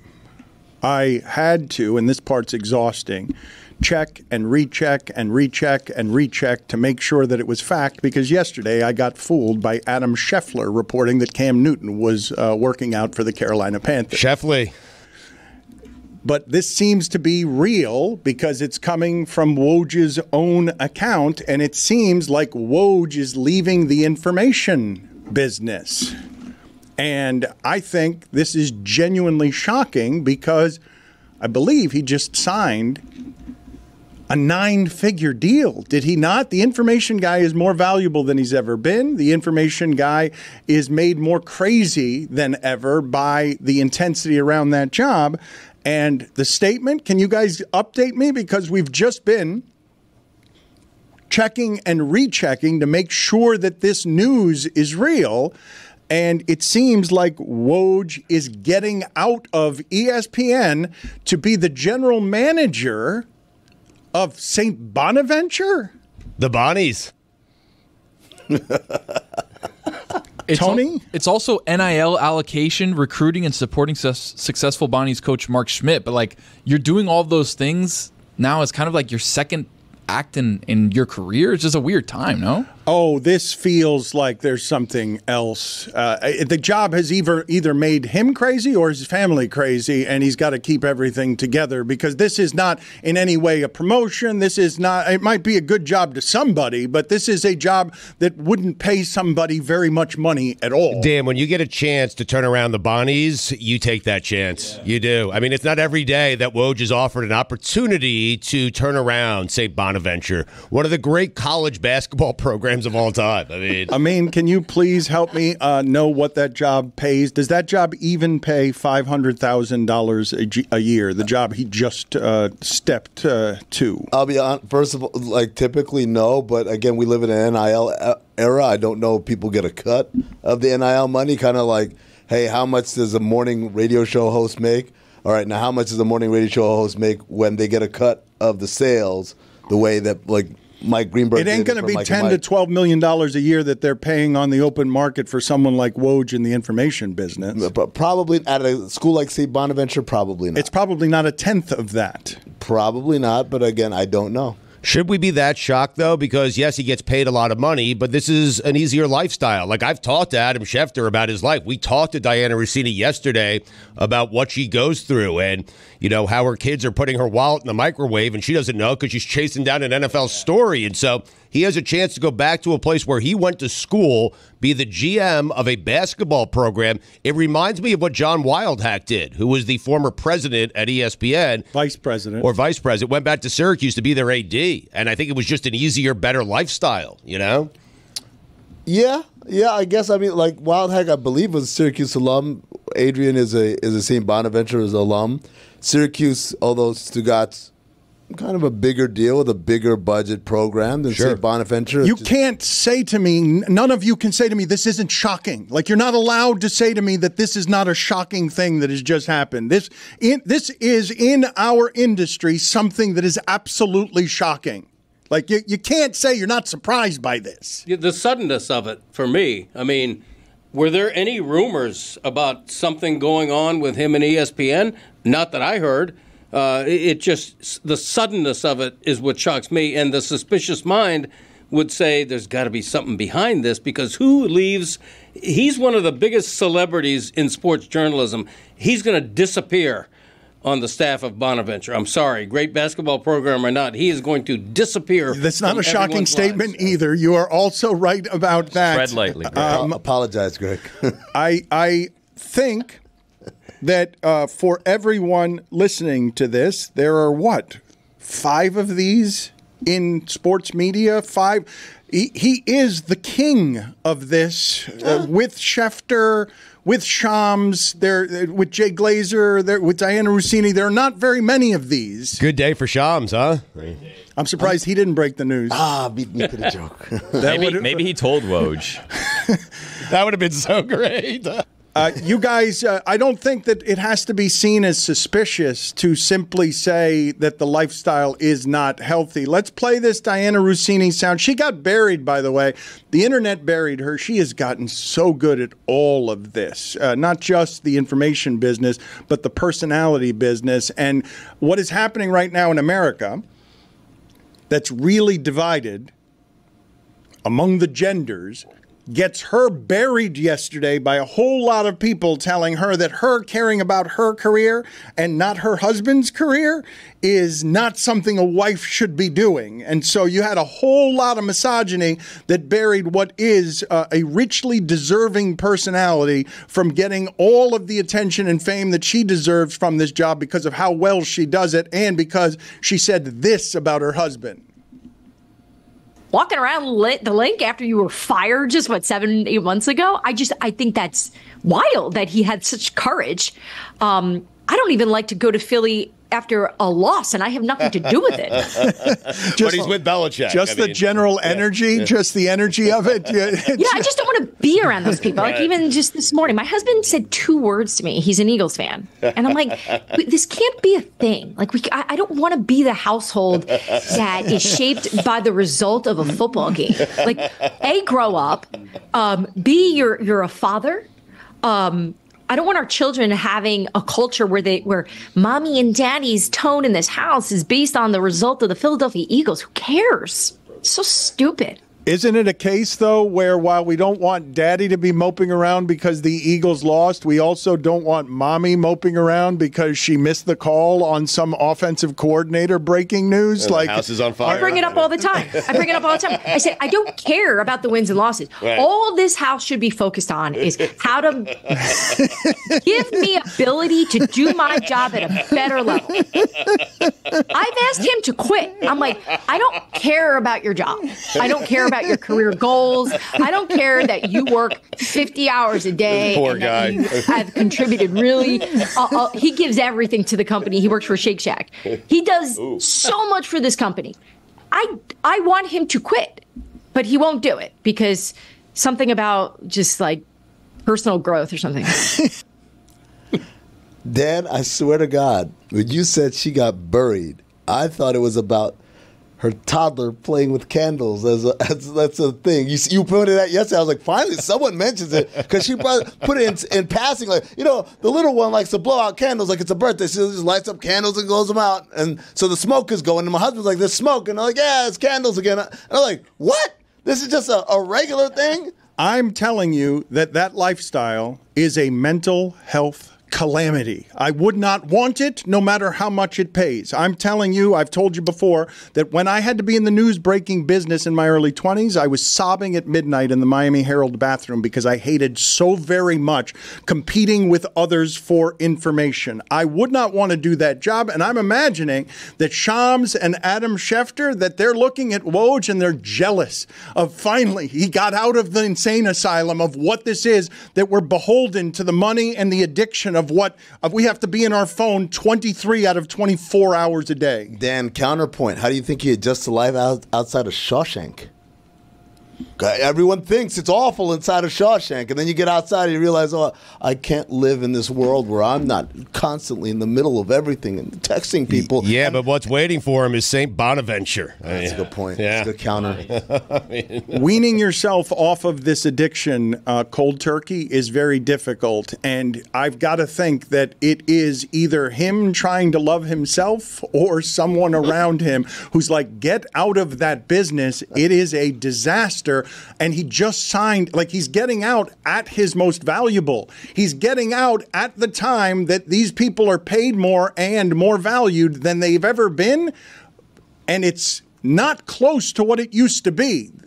This job, I remember, I'm not kidding you, we were in Australia at the Olympics, and Woj was doing a 6th story for the Bergen Record at midnight about some local bobsledder who had finished in 4th place. And at the time, I'm walking through the media center at midnight with like a bottle of tequila yelling at Woj, "You're doing it all wrong, Woj. You shouldn't be here at midnight doing that 6th story." From there, he would have never imagined a career that paid even $500,000 a year or $250,000 a year. For him to get out when the information person is more valuable than they've ever been, I don't think it's suspicious. I think it's everything to do with lifestyle happiness. That is a job that it's almost impossible to be happy in. If I had to guess, I would agree with you. To lend to what you're saying, he signed a 5-year, $35 million contract. He's walking away from that. Just shy of the 9 figures. Okay, I thought that Schefter, it's my bad. I think Schefter's at 10 or 11 or $12 million a year. They're more valuable than they've ever been. So you were walking around drinking on the job, covering yes. the Olympics is what I was gathering from that story? Well, it was after hours. It was midnight. The Miami Herald runs a notoriously loose ship. What is the what is like the media center situation at the Olympics like? Because we hear about like where the athletes stay, like those dorms. What is like the media interaction? It's just like? a warehouse. It's a giant warehouse. So what kind content. of scandals go on? What kind of scandalous stories go on that everyone's like, "Hey, hush, hush, we can't talk about any of this stuff." Why are you nodding at Greg? The problem with Woj and his job that he just got out of is that it's never after hours. Like he's on call 24 hours a day. Believe me, I covered the University of Miami football for 5 years in the late 80s, mid to late 80s. You hated it, and it were was terrifying. And you were bad at it. I was bad at it, and I hated it. And the first thing I would do every morning is get up and read the Miami News to see if they had beaten me on a significant story. And the biggest joy of my professional life is when I got done with the UM beat, and a couple of years later I became a columnist. Not because it was a perceived promotion or raise, but because I no longer had the stress level of covering a major beat for what was then a major paper. It's debilitating. I mean, you looked at me and thought it was mean for me to say that he was bad at it. I was also bad at it. It's hard to do, and it is unsettling. Your mind never rests when your job depends on having more information than the next person, and you're competing against someone like Shams, who might not have a family, who might not have to pay attention to other things in his life other than the breaking of news, and you taught him everything he knows. Like, it is, you don't think it's exhausting. You don't think it's anything. I'm not disagreeing with that it's exhausting. I'm disagreeing with some of the things that you're saying, and as you're trying to explain that it's exhausting, I think everyone finds the right balance and the right rhythm in doing this. And the reality is, when you two did this job, it was way more stark, because when you got beat, you didn't know until, like Greg said, you pick up the paper next morning, how did I miss this story? Now a guy gets beat by like 30 seconds. Nobody cares who broke the news. Nobody knows who broke the news. So why do we care? Well, because we pay them like we care. No, right. But that's a problem with our industry. It's not a problem with their life or whatever. It's the information. Look, I guarantee you the people, the Jimmy Pitaro and friends, they don't know. They don't know. If I ask them right now, yo, who broke Paul George signing with the Clippers 4 years ago? Jimmy doesn't know. He doesn't know. No, but this is not the. He assumes, though. I mean, he assumes. So if we can build a mythology that says I'm the guy that breaks it first every single time, without actually being beholden to that, in this era, in this context, Dan, there is no accountability for it. Versus when you guys were doing it, we knew who broke the story because we woke up in the morning, picked up this paper, and it had it, and your paper didn't. This is the part that matters, though, that I think that you're missing. The thing that ESPN is buying there isn't did you break this story or that story. It's in the age of misinformation, we've got a credible one. We've got one that if he says it, it is right and everyone knows it. That's what they're paying for. And guess what? There's more of those guys out there that you can go get right now, and you're going to have the same reputation. I don't think so. I think there's a there's reason one. there's only 5 of them. I don't think that anyone and everyone can do that. I'm going to give you a great example. Jeff Passan is one of those guys, right, on the baseball side. When did that happen for Jeff Passan?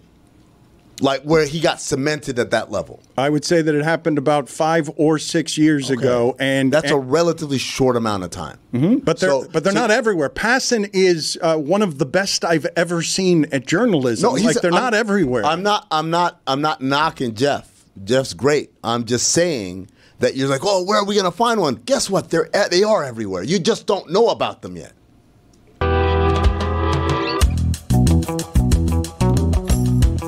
I think there are only a precious few. I'm with Dan. And I think ESPN helps with their credibility. That's once what you it get is. there, Woj got to ESPN from Yahoo, I believe, and once he got to ESPN, became the most credible guy. Shams has been able to pull it off. Schefter would tell you that ESPN helped him immensely in terms of his credibility. So maybe there are other people doing it, but to Dan's point, I don't believe the story until I read it from Schefter or Rossini. I just don't. I mean, look, I get it. Like, we're not, but again, a lot of that is being the cosign of having the worldwide leaders say, this is the guy or this is the gal. That's how it goes down. Shams goes to ESPN tomorrow. Chris Haynes goes to ESPN tomorrow. You're not losing sleep. You're getting the same kind of reputation, albeit it might take a little time to build to that level that where Adrian is, but it's the same type of reporting and the same type of reputation. The biggest thing that they've ever allowed to do is, and I apologize to any of my friends who are newsbreakers when I say this, we allowed milk producers to brand themselves. It's milk. There's no such thing as, ooh, let me get that brand of milk over. It's milk. It's milk. It doesn't matter. We don't know. There's 1 billion cows producing this milk. And, Fairfield Farms is out of business. So what? I'm just grabbing the next one. Your apology seems insincere when you take out milk and make all of your news gatherers totally disposable. The news is milk. Cows. It's a commodity. They're all cows. They're not cows. The cows are whatever the sources are, right?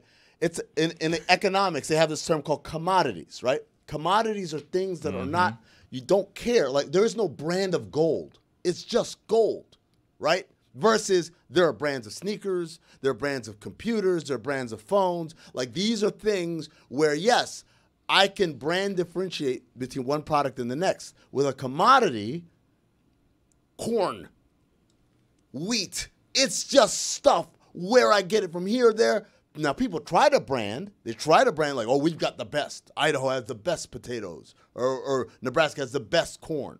But the reality is, the consumer does. I'm sorry if I'm getting too highbrow for you guys. I don't think it's highbrow. It's not highbrow, but I also think you're sitting next to someone that could probably only eat a specific type of egg. Where I'd say eggs are eggs, they come from chickens. But then, what did we feed the chicken before? Yeah, free-range chickens. Almond milk, right? there's oat milk, there's lactose intolerant milk, a lot of milk. You're right. There are a lot of milks, but you don't care who the brand is. It's not like Jacob's great oat milk. This is the only oat milk you should drink. I prefer Oatly. Oatly, I prefer. Yeah. Oatly over what? I like MacArthur. All other oat milks. Name other. I like MacArthur. Yes. I was going to go that's a classic. Velda Farms. I was Farms. trying to think of milk. I was trying to think of milk brands. What is the leader in milk? Who's the leader in milk? There is no leader. That's in milk. his point. That's my point. Felda Farms. Unless you allow someone to tell you, I'm the leader of milk. My milk is the best. Where's Jeremy? He's been gone for like an hour. I was going to say, you said we don't want to talk about baseball, and we've been trying to get to baseball, and you just kind of sent him away. He's been gone almost the entire time. It's really spectacular to think that after all of this, there's been all these rule changes, and that's what they wanted. They wanted the pace of the game to be better. I've been sitting here on this couch for longer than a game of baseball takes. Greg Cody has a Hall of Fame vote. He probably can't even name a single Detroit Tiger, and the Tigers are on the verge of potentially making the playoffs. Jackson Merrill, who I mentioned before, how about Jackson Churio? He's only 20 years old, a 2020 What a season. terrible job for his therapist. I'd rather talk about milk, honestly. I want to talk about baseball, but no one else wants to talk about baseball, so let's go to some Dancing with the Stars. Bobby Witt. You know, Bobby Witt has a 30-30 season. He's the only shortstop ever with 2 30-30 seasons ever. He's 24 years old. It's unbelievable to think that Shohei's going to 50-50. Bobby Witt. I think Dwight Howard won Dancing with the Stars just by he looks beautiful, and in being bigger than anyone else out there, he makes everything look a lot easier on Dancing with the Stars than it should be. Look at this. Now the music helps this, and we can't play the music. So let's recreate the music. But tell me anyone's going to beat. No one's going to beat him here, correct? Thank you. I mean, I got to tell you, it's more impressive without the music. I mean, keep going for Sanford and Son. There is a little Sanford and Son in there. Tony, do you believe that Dwight Howard won Dancing with the Stars last night? Because his ability to throw this woman around and make it look this easy, I don't believe anyone else is going to be able to do that. It just looks weird because she's so much smaller than him that it looks kind of fake. It looks like AI. If you tell me this was AI Dwight Howard dancing, I'm going to be like, you know what? I believe it. It's gotten really good. Hey, Dwight, put on a shirt, will you? I mean, who goes on a national TV show and dances in a tank top? Somebody who has a body like that. Anybody? I think the entire show is shirtless people dancing. We understand why you wouldn't, but Dwight. Thank you. Are you kidding me? Button-down shirt, for crying out loud. Is Jeremy just going to spend all the time on the therapy couch talking about Dwight Howard, a retired basketball player? They'd rather talk about a retired newsbreaker than the fact that Juan Soto and Aaron Judge each have 40 home runs this season. They're the only duo in Yankees history outside of Maris and Mantle and Ruth and Gehrig. And yet here we are talking about Dwight Howard dancing. It's just the most frustrating thing when they tell me that they want to talk about baseball, but then they tell me that later in the show they're going to talk about Dwight Howard of all people. It just doesn't. In the post game today and on a number of different outlets where you get us via video, you will find what I believe to be one of the newest and most popular college football shows sweeping the nation. Gen CFB with Jessica Smetana and Lucy Rodin is something, and Stugotz has been taking advantage of this on God Bless Football. It's something that's gaining in popularity around here and is an intense dose of IV in your veins college football if you feel like our show is not discussing college football enough because we're too busy talking to the animal expert. Football is popular, Dan. Yeah, it is. Yeah. And so in the post game, you can get Gen CFB. You know what else is popular? LinkedIn. And this segment is presented by LinkedIn Jobs. Not popular is Jeremy Taché talking about baseball. He's been sent out to the therapy couch. In Major League Baseball that are in it this year. I mean, that's what you. There's so many teams that are in this year. It's completely useless. Okay, it's not great. It's not great as analysis. But regardless, we've got a lot happening around here, and we cannot skip Ron McGill because he's the most popular segment that we have. So Ron McGill joins us now. We're always grateful for Ron McGill, and the audience has been great about servicing his substantive endowment with funds that are substantive throughout the land. What happened? Phrasing. Now we're going to object to the substantive endowment. He's made a lot of money. Servicing. He takes a lot of... Now we're going to object to we're doing it now with servicing. The substantive endowment hasn't stopped you before. It's the servicing that's the problem. It was a weird word choice. Continue, Dan. I'm sorry. I apologize. Thank you, Stugotz. I want to show Ron some video here of a mother cow showing gratitude to a human being for helping her deliver a calf. I want to know from Ron how many times he has seen something like this that is moving to him, because you can tell that an animal is appreciative that a human being... I have some frustrations with my own dog when I'm trying to help him and he doesn't realize that I'm trying to help him. So when an animal shows what feels like human gratitude, am I being anthropomorphic and assigning human traits, or are there human traits here, Ron? I'm sure there's some human traits there. The licking of the arm, we equate it with hugging and kissing. More often than not, the animal is licking the salt from the sweat of the arm and is enjoying that salt. But it is still a form of endearment. When animals groom each other, that is something that helps promote and fortify social bonding. So it is a form of bonding, but the licking a lot of times is inspired by the salt that comes out in the perspiration. Ron, I don't know if you've watched the docuseries Chimp Crazy. He called her a whack job last week. He called her a total whack job last week. I thought you were making a face, you're skeptical of the animals. You don't believe in the animals the way I do. You don't love animals the way I do. I knew exactly where Ron was going to go with that because animals that lick are often looking for sodium, and that's what they're doing. And so I was waiting for, like, here comes Dan, thinking like the cow's like, thank you, kind sir, for helping me deliver my calf. Look, dude, they've been doing this for millions of years without us around. They don't feel gratitude about someone. Oh, I'm like sorry. A doula. I'm only, but listen. In all fairness, Dan, yes, I think he is showing some gratitude because, first of all, normally speaking, an animal would not accept the presence of someone else when it's giving birth. That is a very, instinctive time when they're protecting against anything. Obviously, that animal feels very comfortable and secure with that person to be able to do that shortly after giving birth because the normal instinct is to protect their young.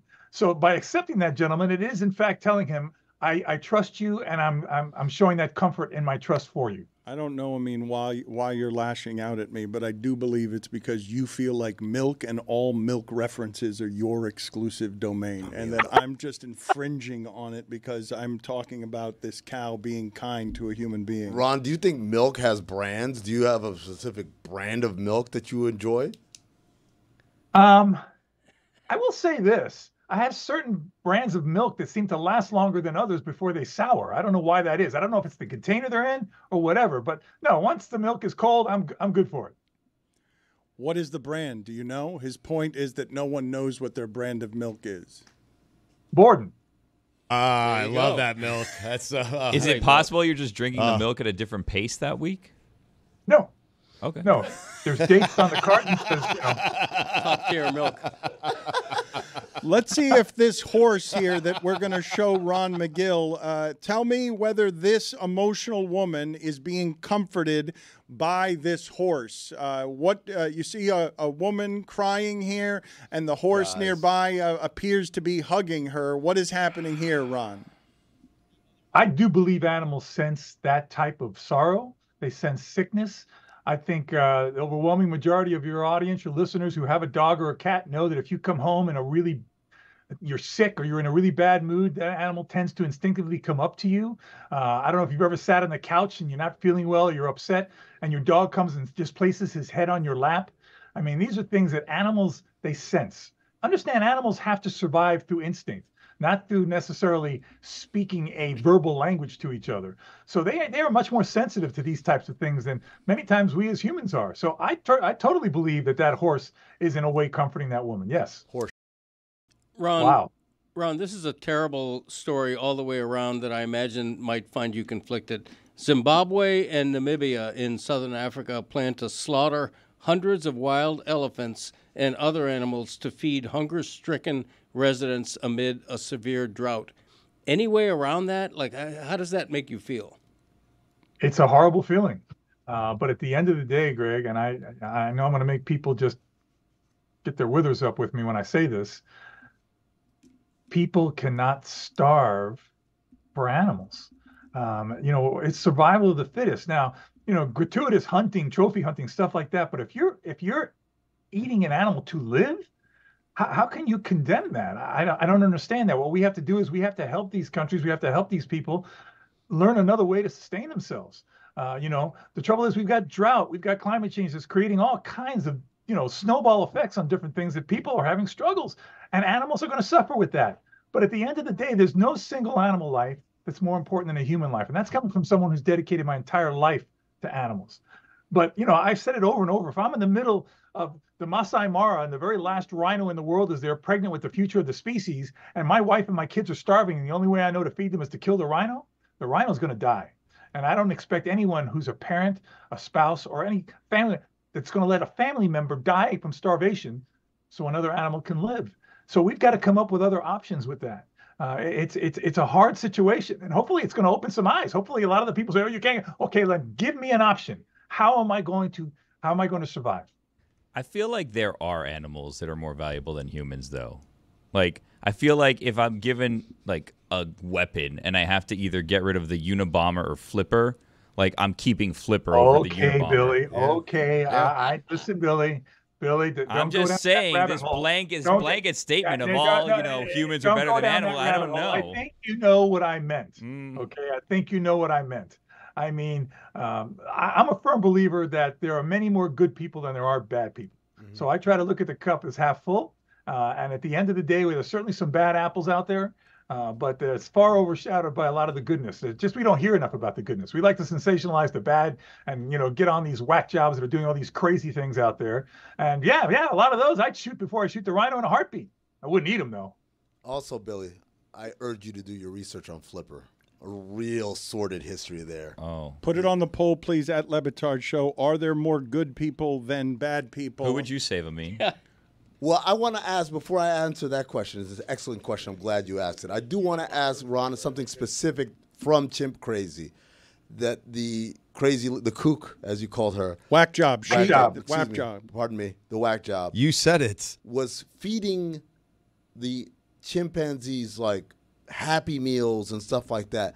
I would have thought that an animal like a chimpanzee would reject eating, that kind of stuff, but they seem to like it. I'm not saying it's good for them. I'm saying, isn't it weird that they develop but listen, a palate? you have to equate the mentality of these animals very much to a child. If you give a child candy and popcorn and all these things that basically stimulate taste buds, what are they going to do? They're going to eat it. Okay, they don't know any better. They're going to eat it. Just like any animal will eat things that are bad for it if it's loaded with sugar, loaded with different types of things that are basically created to stimulate hunger. Right. And that's what's happening there. I guess, this woman. I guess my question is like, how is that applicable across all species? Could you feed all animals food that they would not indigenously be attracted to? Yes, there are certainly foods that you can feed animals that they would love to eat just because of how it appeals to their taste buds, though it's not necessarily healthy for them, and it's not necessarily something they would naturally find, okay? We're if we lived out in the forest, we're not going to find lollipops out there, okay? We're not going to find ding-dongs and yodels and things like that. But if you give them to me out there, I'm going to eat it and I'm going to like it. Yankees are both struggling this season. The Dodgers might run out of pitching no matter how high their payroll is. They might run out of pitching. Shohei Ohtani might end up pitching in the postseason. Nobody's talking about it. Nobody cares. Have you guys ever heard the phrase "get their withers up"? Because that's something that Ron said earlier, and it's not a phrase I've ever heard. Juju, put it on the poll, please, at Le Batard Show. Have you ever heard anyone say "get their withers up"? Because I don't know what that means. You work with words for a living, Greg. Do you know what it means? I don't. It sounds like something my grandpap might have said. It's just a very old phrase.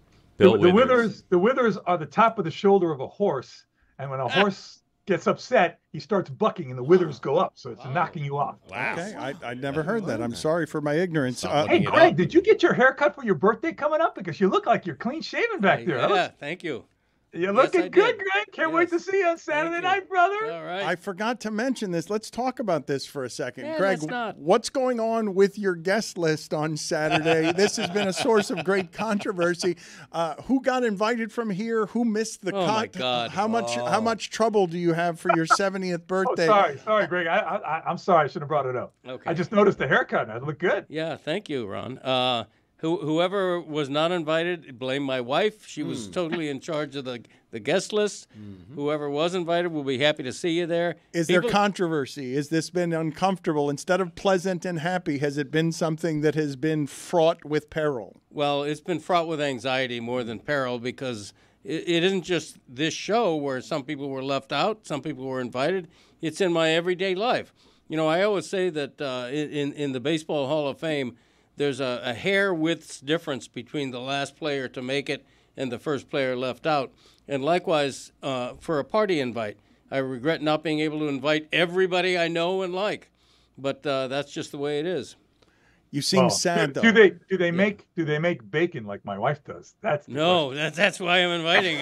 She better bring some bacon. You're not getting on that boat without bacon. What's happening? Rita's bacon. It's the best in the land. How do you know? I've been privy to it. It's the best bacon I've ever had, and I know my bacon. I've never been to a party with a bacon cover charge. Well, we're gonna have bacon or not. Wow. Well said. You ran. You thought you had a great dismount there, and you didn't really have anything to say. Or not. Yeah, 2 questions that I get asked a lot. There's no dress code.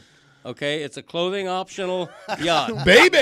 Number 2, bring your own bacon. It's rain. That's exactly right. Number 2, it's rain or shine, because I know the weather might not cooperate. Rain or shine, baby. How's the booze situation? It's top shelf. We're good. Open? Open.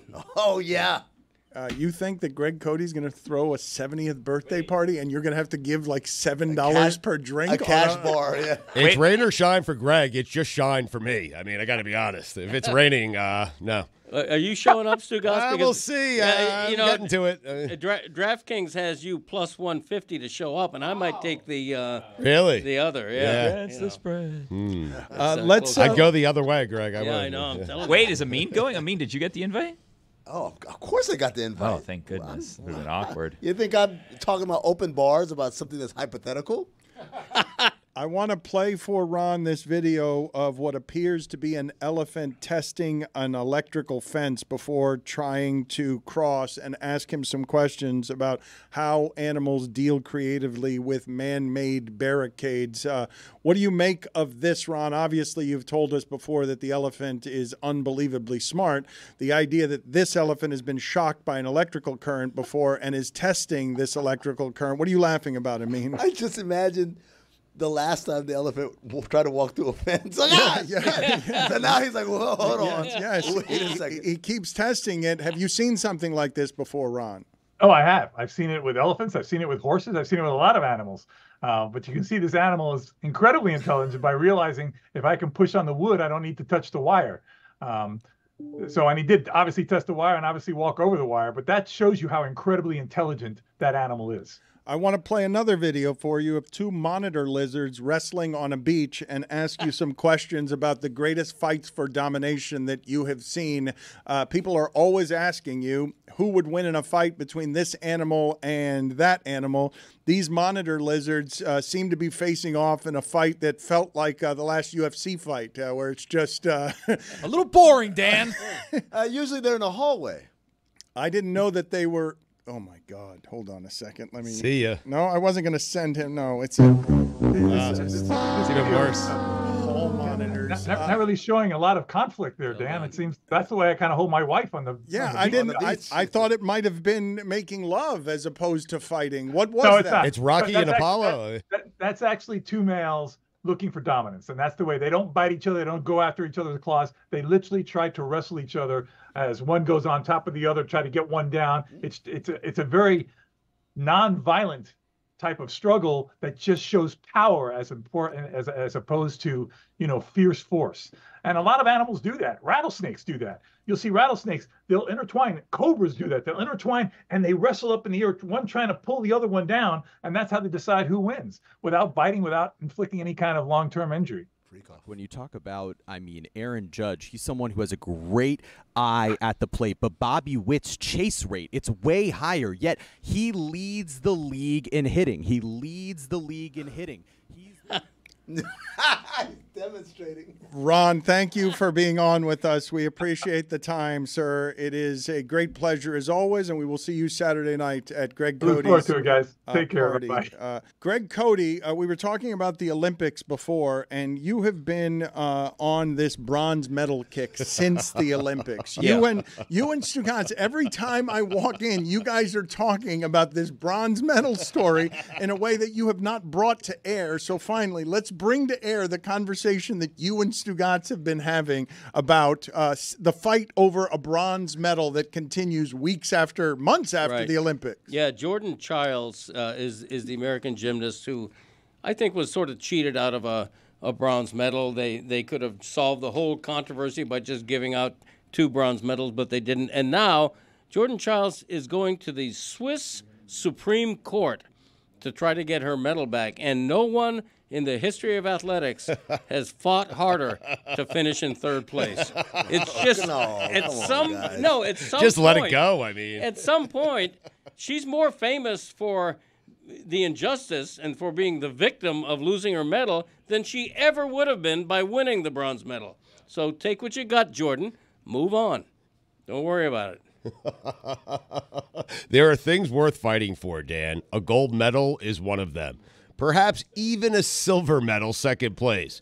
But third place, that is not worth fighting for. Someone just send her a bronze.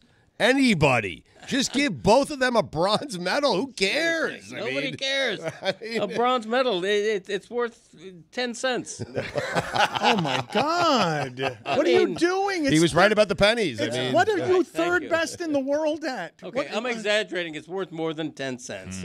Don't get me wrong. But it's not worth, a great monetary value. It's the thought that counts. But the thought is you finish third. It's third best in the world, Greg. I know, but it's. Let it go. Okay, great talking to you guys. Start of the day, start of the day. It is the start of the day. Start of the day, start of the day. It is the start of the day. Start of the day, start of the day. It is the start of the day. Start of the day, start of the day. It is the start of the day.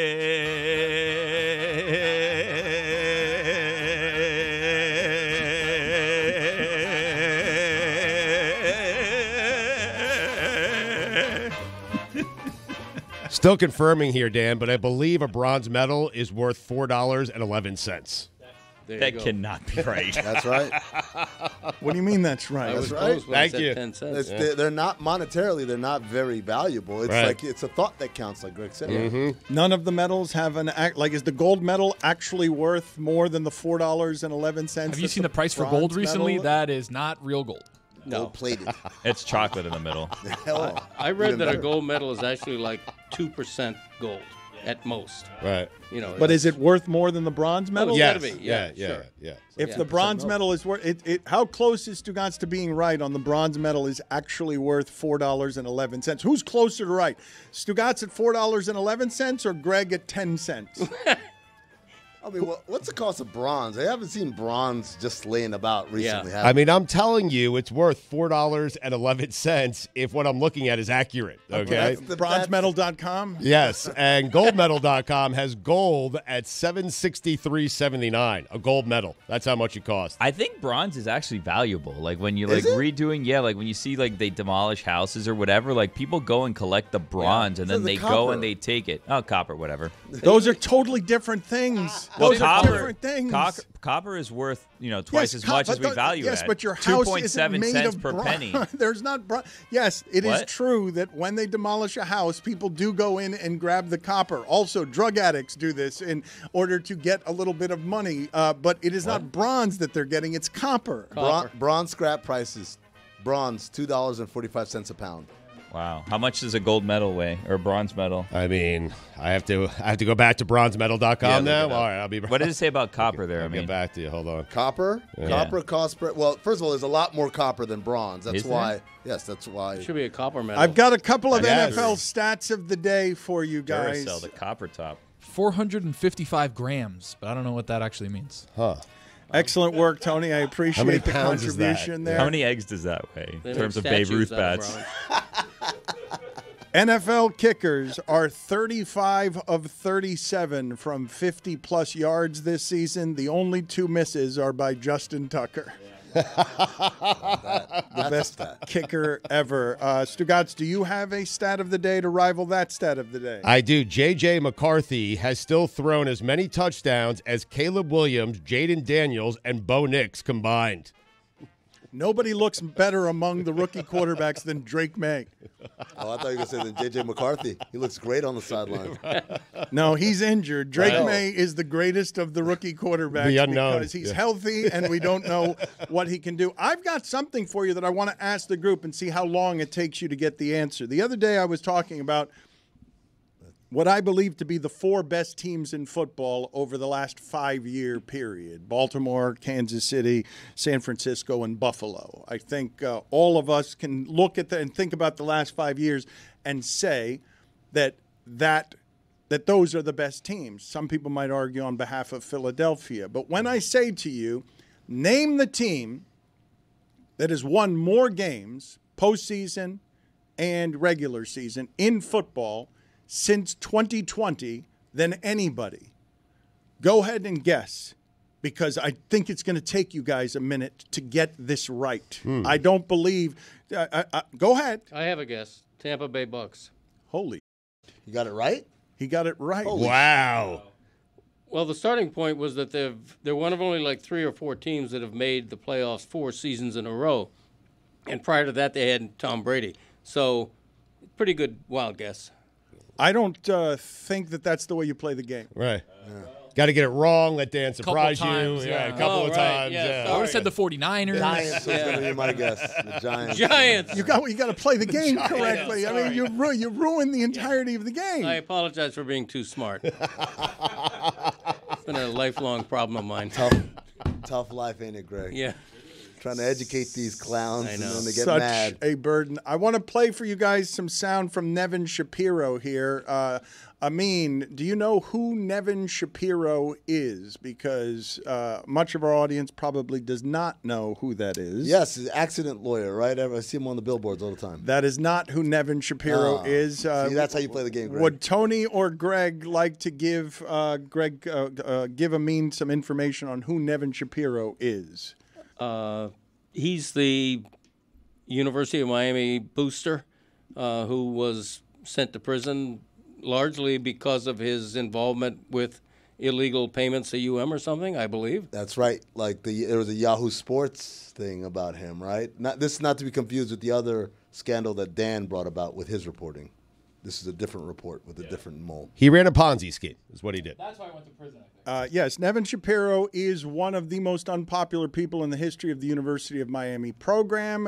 He was a booster who was very front-facing, a very small person, human being, who then did go to prison for an assortment of crimes. He's, I don't know what this is from. Somebody sent this to me, and I have no idea where this was appearing, but Nevin Shapiro came after me very strongly. What are your thoughts on Levitard? He's made some comments as well. Yeah, well, that's funny. Dan Levitard turned in the University of Miami on Pell Grants in the mid-'90s, his university. I watched Dan Levitard, and I'm going to tell you a few background stories on Dan Levitard. But let me give you one statement real quick. That guy's getting big his face. I'm assuming he hasn't seen his balls in 10 years by himself. That's just my opinion. That guy's face is getting so fat, I can't even look at his face. You notice how they have all the old pictures of Dan. They don't have no recent pictures. My face was fat. He was telling no lies there. But at this point there, his face is fatter than mine. Also, Dan, he's been in prison for a very long time. He doesn't know what you look like anymore. But you would think that you would lose weight in prison and your face would stop being fat. I mean, the food's not great there. Also, some people lose weight, some people gain weight in prison, Dan. When is the last time you've seen your balls?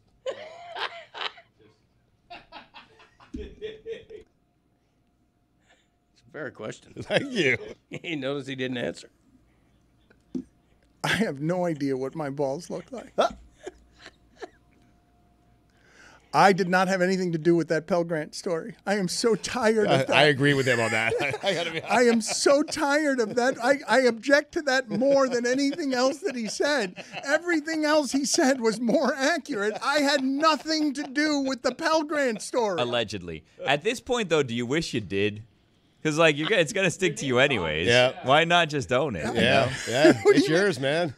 Because I don't want to ever give up the losing fight for accuracy. But Dan, when you're playing basketball, you get foul. You get called for a foul. You didn't foul. You might as well foul the guy. You're going to get called for it either way. You guys did this to me. I did, yeah. Stugatz and Billy. What do you mean how? Because you guys have kept up this line. Nevin was listening to the show in prison? I don't think so. It's your story. I mean, can you guys just put up the face of Nevin Shapiro, please? And I just don't think you should be throwing croissants when you live in a fat house with me. Like, I just don't think it's something you should be doing. His face is not skinny. In fairness, I think he said it's my opinion that Dan hasn't seen his You know balls what? in 10 years. You know what? Fair point, Nevin. Fair point. he's entitled to it. This episode of the Dan Levitard Show with Stugatz is presented by Smirnoff. We do game days. Please drink responsibly. The Smirnoff Company, New York, New York. A reminder that the Gen CFB segment is getting very popular, and if you want your college football, if we haven't talked about it enough, and we have not here, in the postgame, you will have plenty of Jessica and Lucy breaking down all of your college football needs. We have to get to more important matters, like Amin finally putting together this 100 Greg Cody's were surveyed game.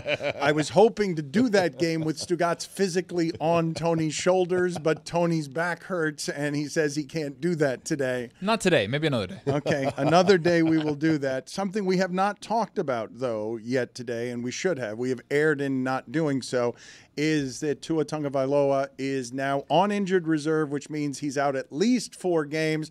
And if it's not a season ruiner, it's certainly a season crippler. And it is something that is, on top of everything else, the season gets put to the back burner because the reports are that he has no intention of retiring, according to Ian Rappaport, and he's been seeing neurologists. And Teddy Bruschi has given voice to what is some of the mental anguish that a player has to go through when he identifies this is his identity. It's what he has wanted all his life, and now he's surrounded by loved ones who are concerned about his, not just his mental health, his actual health. You see as many doctors as you possibly can, okay? He's being supported within the organization, I understand that, but what doctors will give you is gray, okay? And they will not give you black and white. I have personal experience from this, and Alex, I'm sure you do too, because it's like, listen, I had a device put in my heart. It's like, okay, when I get blindsided, will the device move at all? It shouldn't. Chances are slim. But they tell you, they give you all this information, and here's it all. But what they eventually say is it's something you have to live with. You have to live with the decision that you decide to come back after whichever injury that you have. In my case, it was a stroke. Can you live with it? Can your wife and family live with it? Which is a whole different dynamic where you can go through a whole nother show about what it went to try to convince my wife to let me play football again. So should he retire or should he play? I did both. The other thing you think about is this: I can't go out like that. Yeah. I just can't go out like that. I can't finish like that, because to all of us, how we finish our careers is so important, especially when you get into 7th, 8th, 9th years and you've been in the league and you know what it's like and you've seen all these great players and all their careers ending. You have your own ending up here in your mind. Tua still wants to win and he still wants to have a career, and I would support him if he wanted to come back. God, he's got great hair. He does have great hair. Greg, I hadn't considered what he was saying there, though. The stubborn, I'm going to say masculine football player pride of my last thing on a football field isn't going to be looking like that, Right. like an infant whose hands are spasming. Yeah, I thought, I give him credit. I thought that was a more realistic, more heartfelt analysis of Tua's situation than somebody just sitting from afar going, he needs to retire. I never want to see him play football again. All the self-appointed guardians of his life and his career. It's his, not yours. Look, I hope he comes back because he wants to. I hope he's never injured again, but the risk is huge. And it was discouraging news that they placed him on IR, because that means there's no chance we're going to get him in the next few games. He's going to be out longer. And so that's sobering. This puts him out at least a month, and the bye. The bye is October 13th, the week of October 13th. But beyond that, let's get into what it is that you're talking about, Greg, when you say it's his life, not yours. There are a whole lot of people telling him what to do right now with his life. We had, if not forgotten for a year, we really put someplace else the idea that we were again going to see him that kind of prone. If he comes back and we see it a third time, Greg, if this happens a third time, then what? Like when you say it's his life, not yours, it's going to keep getting louder if we're faced with the discomfort again and again of, wait a minute, that happened against Damar Hamlin. Damar Hamlin, when he died on the field, that hit didn't look like much. Now this hit doesn't look like much. If I present an American audience a third one of these that looks like this, it's just going to keep getting louder. That's absolutely true. And it's been 3 already. It would be a 4th, the next one. And at some point, the NFL has the apparatus in its protocol to say you can no longer play football. The NFL can make that decision. But why are you okay with the NFL doing it and not everyone who's just giving their opinion now, like Antonio Pierce saying that he should get out? Why is that apparatus okay and Antonio Pierce's opinion on this is not? Because Antonio Pierce has not seen the brain scans like the NFL doctors have, like his personal doctors have.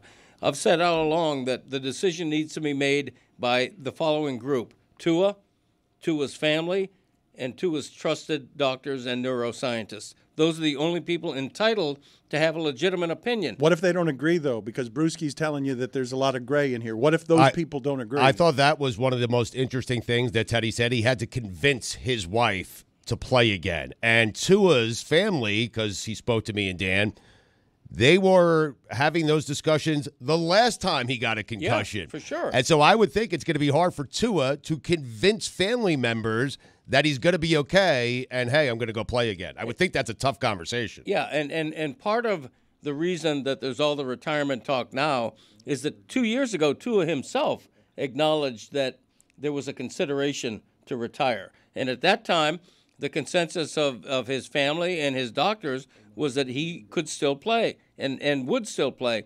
And apparently that's the case now.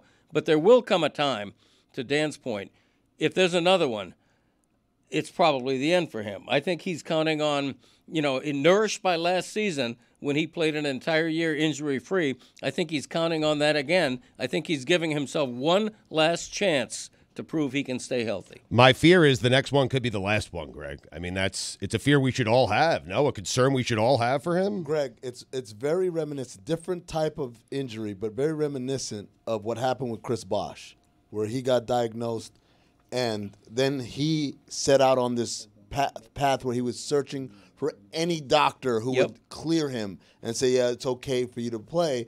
And at that point, the Miami Heat, and really every organization in the NBA, had to say, look, I get that you want to do it on your own terms and everything like that. Like, I don't want that liability on my back, because we're not talking about a guy with a broken ankle here or a bad wrist. We're talking about a brain injury that we know the science tells us that, not concurrent, but like each additional one makes it worse long term in a bigger picture.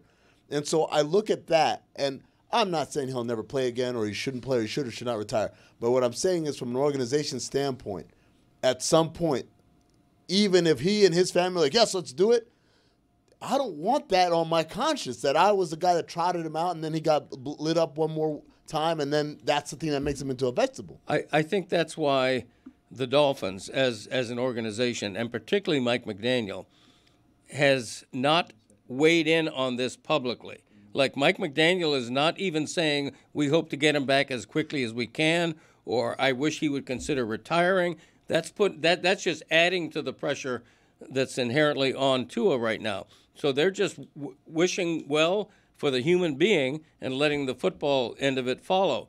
And I respect what his decision is in concert with his family and his doctors. If he wants to play again, like Teddy Bruschi said, I believe, I support him doing that. It's his life. But as his employer, let's assume you're the employer, how would you feel about that? You could say it's his life and his family, whatever. Right. But can you live with that? Okay, now we're entering a risk zone where this could have permanent type of damage for him. Right. I don't worry about the legality of it. I don't worry about what's... I'm not talking about legality. Okay. I'm talking about as a human being, Greg. Like, if I'm Mike McDaniel, I trust the opinion of the doctors, of the experts. If they say, and Teddy Bruschi's right, whenever you talk to a doctor, before I had surgery a few years ago, I'm trying to get some, is this minor surgery? And the response was, there is no minor surgery. All right, they're cutting you open. In this case, no, they're never going to give him a guarantee. Yeah, you're perfectly fine to play again. Don't worry about it. They're never going to say that, but they're going to give him enough information where he and his family can make a decision. That's what I trust. I think the scary thing, too, is when you start looking for doctors and other doctors to make sure that they're telling you what you want to hear, that's a dangerous place to be, too, right? There's a lot of pseudoscientists. There's a lot of people out there that'll clear you just because of your name. Right. You have to make sure that the person that you're trusting is actually looking at the science and making sure, hey, if we're going to tell you to go, it's because we believe so. It's not I'm telling you to go just because you're Tua and I like the Dolphins. Yeah, and also it's important to note that he's not just relying on team doctors. He's consulting independent neuroscientists. So I think he's doing his due diligence. And I think the Dolphins, in placing him on IR, are erring on the side of caution, to say the least. And to be clear, the NFL protocol is like a 5-step process. It's not just, hey, get a doctor who says yes. It does culminate with the team doctor evaluation and an independent neurological consultant that is brought in to say that the player can safely play.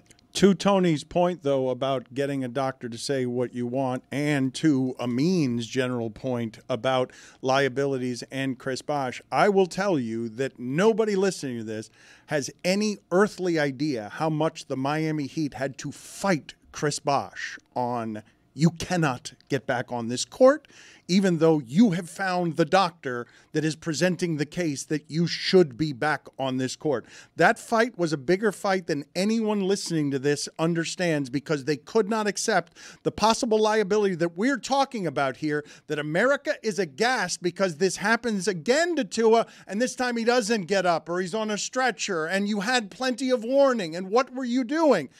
Bosh found the doctor to clear him. That doctor was brought to the Miami Heat, and the league and the Miami Heat had to say, absolutely not. We have too many doctors to allow you to do this to yourself, no matter how much you're willing to risk in order to play basketball. Baseball used to be America's pastime. Like, what kind of Americans are these? We used to live in a real country where if Ian Happ would get a hit off... That's enough of that. I mean, God almighty. Real country. What is this happening in his therapy? Let's do against the spread. We need a palate cleanser here, and we've got to get to 100 Greg Codys were surveyed. It's a weird name. Against the spread is a weird name. Surveyed 100 Greg. You know what time it is. It's time for Against the Spread. And it's sponsored by DraftKings. Stay tuned because you'll hear more about DraftKings and all it has to offer throughout the show. DraftKings, the crown is yours. I think I'm going to go first. All right. Billy is hot right now. I'm telling you, Dan. He is on fire. Now, things have been going well as of late in terms of my picks and my big board bets and all of that business. And I've been pretty good. I've been pretty good at Against the Spread, not to toot my own horn. But you know what? I want to give some love to a segment that we did earlier this week. It was called Bet the Senate of Representatives. So this week, my Against the Spread pick is going to actually be Senator Peter Welch's pick for Bet the House of Senator of Representatives. I'm going to take Michigan plus 5.5 this week, hosting USC Against the Spread. Do we have any others, or that's the only game we're We've got one more, against the Dano. spread? We're going to the National Football League, where a team that you spoke about very quickly, just brushed it off. They probably have maybe a top 10 defense in the league right now. The Tennessee Titans are getting the Green Bay Packers at home. The line is small, -3, but if you were paying attention last week, the Colts look to be favored because Malik Willis is starting. The Packers, we don't know what's going on. Jordan Love, all of a sudden, the Colts go to Lambeau, they get destroyed, right? I think everybody's going to be a little bit too high on Malik Willis going against a very good Tennessee Titans defense at home. I'm going Tennessee Titans -3 against the spread. All right, I mean, finally, without further ado, we were talking about the Family Feud. Put it on the poll, Juju at Le Batard Show. Is Family Feud one of the top 5 game shows of all time? Because I would put it in my top 5 and closer to 1 than to 5. I don't care what that buzzer says.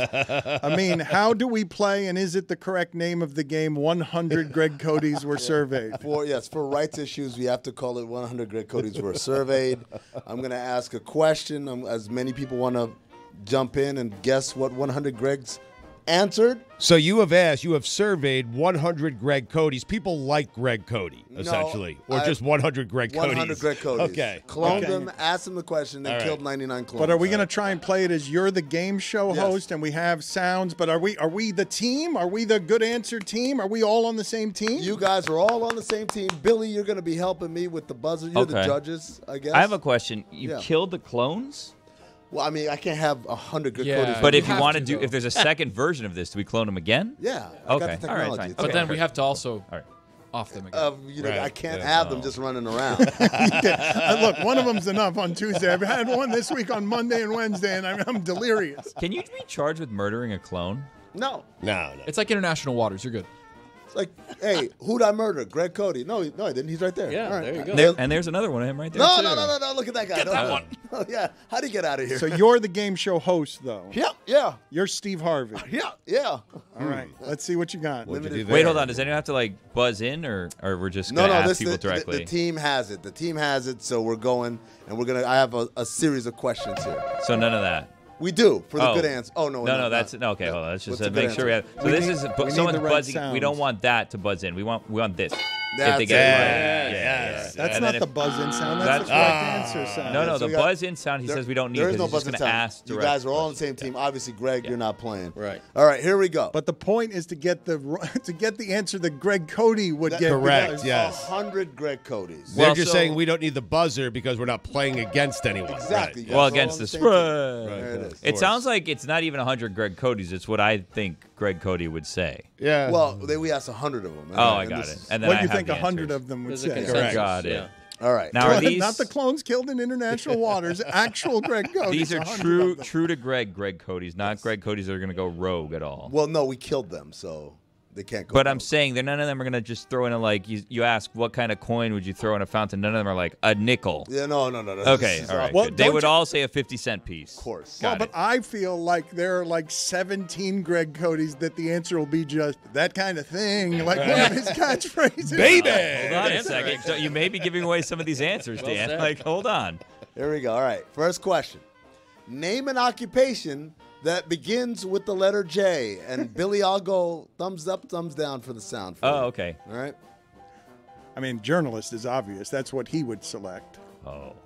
What? Wow. Stugatz, what do you got? Name an occupation that Wow. begins with the letter J. Janitor. There it is. Really? A little bit of a delay. Yeah. What would Greg Cody say? Yeah, what would Greg? Right. Tony, name an occupation that Whoa. begins with the letter J. We surveyed 100 Greg Codys. A jailer. Ooh.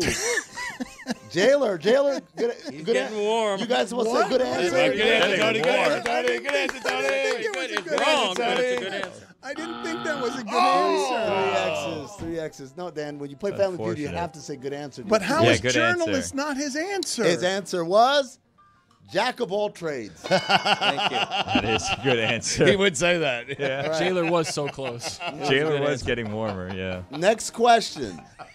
Well, who is this for? This is we're gonna start with Dan and then work our way around, right? Same thing. Okay. So Greg's not answering any of no, these? he's already can't. answered. I know Yeah, that he you're already the- answered. He was surveyed. He was one of the 100? There are 100 Yes. Greg Codys who Well, I have didn't know answered he was this. one of them. Well, there were 100 Greg Codys. Yeah, now there's one. Before we start Explaining the killing premise them of in this. international Yeah. waters. All right, here we go. We surveyed 100 Greg Codys, Dan. Asked them, name something a wife turns on just to annoy her husband. Oh. Wife turns on just to annoy her husband. The blender? Sorry, I choked. Stugatz, we surveyed 100 Greg Codys and asked them, name something a wife turns on just to annoy her husband. Soap operas. Tony. I wish I had said her husband's best friend is what I wish I had said. Baby. Tony. We surveyed 100 Greg Codys and asked them, name something a wife turns on just to annoy her husband. I think this one is that kind of thing. We got to check with the Good judges. answer. It's always a good answer. Oh, That's too bad. The answer was another man, but that kind of thing is kind of like. But that was his second answer, Yeah. so it was disqualified. Yeah. Disqualified. Yeah, he was out of order as I well. was. Yeah. You're not allowed a do-over after No, you you choke. can't do it. Turning on his best friend. That would be you, Dan. That's right. Erlene has done that a number of times. there's over the only years. Whoa, baby. What? There's only one answer for all these questions. Well, I mean, we surveyed 100 good There are Codys. 100. There are 100. No, I know, but I'm saying they all said the exact same thing. Yeah, Yeah, it's a that makes consensus. sense. Yeah. Well, There's one number one answer. Right. I think alike. Yes. Yeah, Top but on the answer. board, you'd have like 3 answers that you would go to. You know? But that would be in Family Feud. This We're not playing, Oh, that's we're, true. We're Yeah, playing sorry. 100 I'm Greg confused. Cody's. I'm Right. confusing these All right. things. The top answer, Bill. Let's move it along, guys. All right, name something people try to squeeze into. Dan, start with you. Tight pants. Stugotz, name something people try to squeeze into. A Corvette. It's a good answer. Judges? It's a good answer for Oh, Greg that's a Cody. thumbs down. Oh, wow. Thumbs down from Judges. one of the 100 Greg Cody. Tony, name something people try to squeeze into. Your wedding tuxedo. Wow. A small Shriner's car like they have in the parades. Thank you. It's good. It's a good answer. Now we're playing the game correctly. Go. Don't try and give a good answer. Try and give an answer that one of It's the what- 100 Greg no, what Codys all of them would get. It's say. what 100 Greg Codys Yeah, would they say. all say the same Now thing. you guys are catching on. All right, here we go. Name a household chore that nobody likes to do. Mopping. Stugotz, name a household chore that nobody likes to do. Remember, this is 100 Greg Codys we asked. The backyard. Tony, name a household chore that nobody likes to do. Cleaning up after Jumpin' Charlie. Ooh, good answer. That's a good Good answer. answer. a Judges? good answer. It's a good No. It's a answer. good answer, But is it but the Not answer? great. No. He acknowledged it was a good one, though. What about Ollie the cat? cleaning the bathroom. All right, final one. Here I we thought I was go. going to be Why talking was to my that? wife. Why was that? Why was That that? was the answer. We surveyed 100 Greg Codys. That's what they said. Last one, really quick. Anyone would say Name an that. occasion where parents force their kids to wear a certain outfit. Dan, Halloween.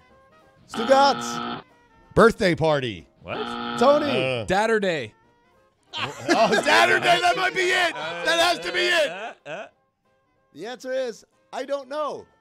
How is that better than Dadder Day? Jess, Lucy, we're here we're back. in person. We got a new little graphic. Wow, look at the LED screen. Things are looking great for the audio audience. It looks like it was painted by Picasso himself.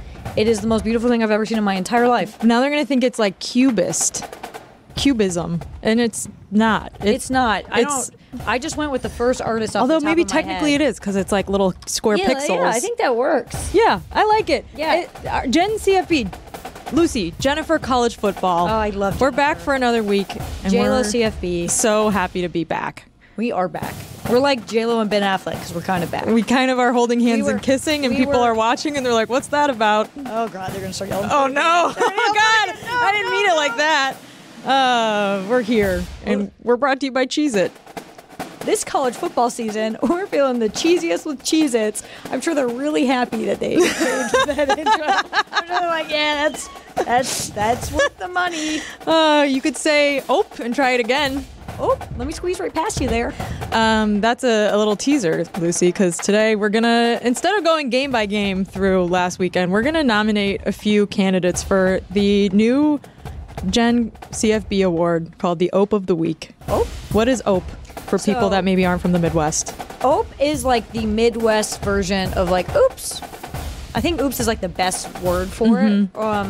I use it mostly in the let me squeeze right past you. Like excuse me. Like excuse "Ope." me. Weird enough, I have a friend who's from the Dakotas, which I don't think technically counts as the Midwest. I think it's like Great Plains or whatever. They say ufta instead That's- of ope, which is so weird. That is- My friend will be like ufta, and I'm like, girl, are you okay? What's that? Yeah, that's. So I'm a big oper. I ope a lot. Like I'm constantly walking around the house hitting things saying ope. Ope. Walking into stuff ope. But ope can also be like it can mean like a whelp. Like ope. Like crap. Ope. It's really versatile. It's extremely versatile. Versatile or versatile? I don't know. I didn't mean to like sound like I was correcting you. It's all right. I live in the South again. My accent's. So we've got like 20 nominees for Ope of the Week because this was an Ope-tastic week of college football. And to qualify for Ope of the Week, you have to have done something Ope-worthy and also have maybe some tangential tie to the Midwest. Yeah. You know, not a strong one, but spiritually maybe. I can go with the first one. Okay. If you're ready for yeah, it. give me an Ope. This Ope, which does have a tie to the Midwest, because I was thinking, how does it? So Washington Big Ten, Midwest yes. school played in the Apple Cup this week. Rivalry week still living on for our fallen Pac-2. So Washington had a chance to win at the end of the game. This game was played in Seattle, but not at the University of Washington. This was a Seahawks game, and they had one of just like the most like buffoonish, like what type of play call were you doing there? Where they ran a short side option from the 1 yard line. If we could play it again, it's absolutely bad. Crazy because they didn't block for it. They just weren't prepared. And Washington, a lot of turnover from last year's coaching staff. They got all these NFL big brains, and this is what they came up with, to the point where it was so bad that Washington State after the game was like, yeah, we don't know why they did that. You can see the exact moment the quarterback in his head probably said "ope," because it's like the blocking wasn't great, but also this is why when you run to the short side, it's not always a great option because you run out of space, and they just like the play was over before it even really got anywhere. They didn't even make it past the line of scrimmage a little bit. I think it was a loss of 1 yard. And that was, like you said, coming out of a timeout to win the game. Ooh. That's a big ope from Steve Belichick. Yes, but I think I have one that beats that, perhaps. Okay. Illinois' quarterback, Luke Altmaier, playing against Central Michigan this weekend. He threw a pass. It sort of like ricocheted off of a person in front of him, and then he caught it right there, runs forward, and then slams headfirst into the ass of the referee, takes the referee out, falls to the ground. What a play. I can just imagine sliding into that ref's ass. Ope! Right there. Ope. That was the most proud Burt Bielema has ever been in his entire life. We love you, Burt. And they've got a big game coming up, which we will preview later, Lucy. But that's not all we have in terms of big opes. We have so many opes. We've got a lot of opes. I don't know what the Midwest connection to this one is. We'll have to do the math to figure it out. But so Cal, our beloved Golden Bears, who are just transforming the college football internet I space. love them. I'm one of them now. Oh, they're awesome. Yes. I'm like...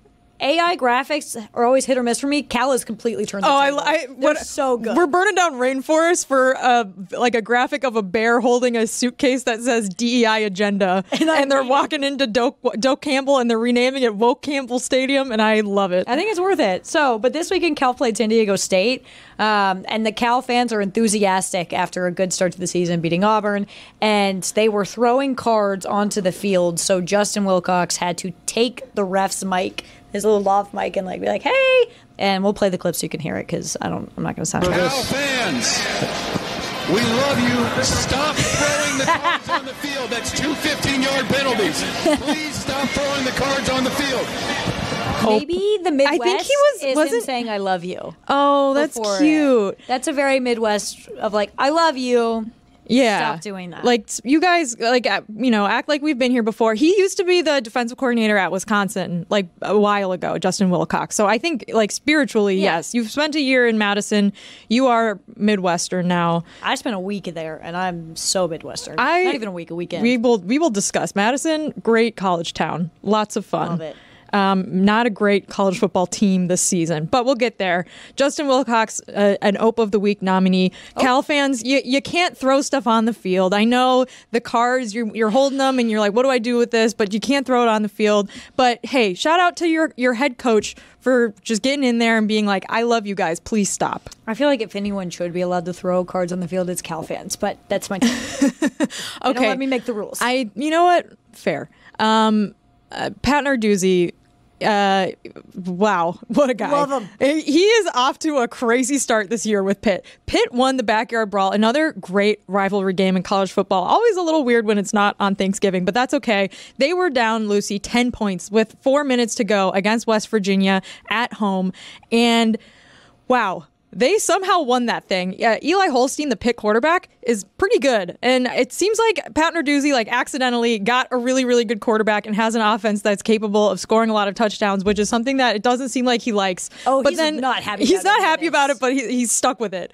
And so this is the second week in a row where Pitt's had an insane come-from-behind victory. Last week it was Cincinnati. This week, West Virginia, their big rival. And after the game, he was really pissed off about a missed OPI call that gave West Virginia a touchdown. He was really mad about a late hit call. And he said post-game this to the sideline reporter. I mean, some of the calls we got, late hit out of bounds, they catch a ball with the hands in the face, and I never seen anything like it. Wow. We beat We beat West Virginia in the backyard brawl, and we beat the officials too in one game. He got fined $5,000 for that comment. Oh, seems kind of low. Quick note on that game. Every time when I was watching this, watching Gary Green, West Virginia's quarterback, I feel like he is the most just like perfect like metaphor for West Virginia football. Like I see him and I see a couch on fire. You don't know it. Like I don't know if it's a good or bad thing, but he plays like a couch on fire. Yes, and Narduzzi obviously spent time as a coordinator in the Big Ten and at I think Northern Illinois. Shout out to the Huskies. Michigan State. So spiritually Midwest as well. But yeah, you can't talk about the officiating. You're going to get fined, and $5,000 now going to the pockets of I guess the conference, right? The ACC gets to keep that. I don't know what they're going to do with it, but they have it now. Who else are we nominating for Ope of the Week? All right, so we are going to do Mike Norvell he's had a really tough Do we feel bad for Mike Norvell and Florida State? Let me look up his salary and then I'll tell you if I feel bad. Okay, I'm starting to kind of feel bad. Florida State's Nope, 0-3. don't feel bad. There's like I don't know. There's a legit chance that they will beat my team later in the season, so I shouldn't throw a pity party yet. I still may end up hating them. But yeah, I feel a little bad for DJ Uiagalelei. I mean, it's rough watching them. They lost to Memphis this weekend. Mike Norvell's old team that he used to coach for before he came to Florida State to replace Willie Taggart. And man, it was just a really tough offensive performance from Florida State. And then this happened during his press conference. As we continue to work and continue to pour into each other and the opportunity we have. All right, thank you. That's a fire alarm going off in the background. Another metaphor if I've seen one. That is just perfect timing. Yeah, I don't feel bad. I do feel bad for DJ. I always feel bad for college kids who have, a tough shitty, time. Games and I feel tough bad. fan bases to please. But Mike Norvell, nah. Yeah. You just got an extension, brother. I don't feel that bad. Fair enough. You're right. I feel bad because I see a lot of like really mean like tweets and like memes and stuff about like players, and I'm like, like that just it's the coaches. Let's be mean to the coaches. I agree 100%. Unless those players go to the University of Iowa and you're doing a bad job, then okay. Care to go on? No, I have no one I'm referencing in particular. Okay. Another big ope. The collective student section at South Carolina LSU all did a big ope at the same time as their field goal kicker missed a long field goal to tie the game against LSU at home. Lucy, show us how the surrender cobra is done.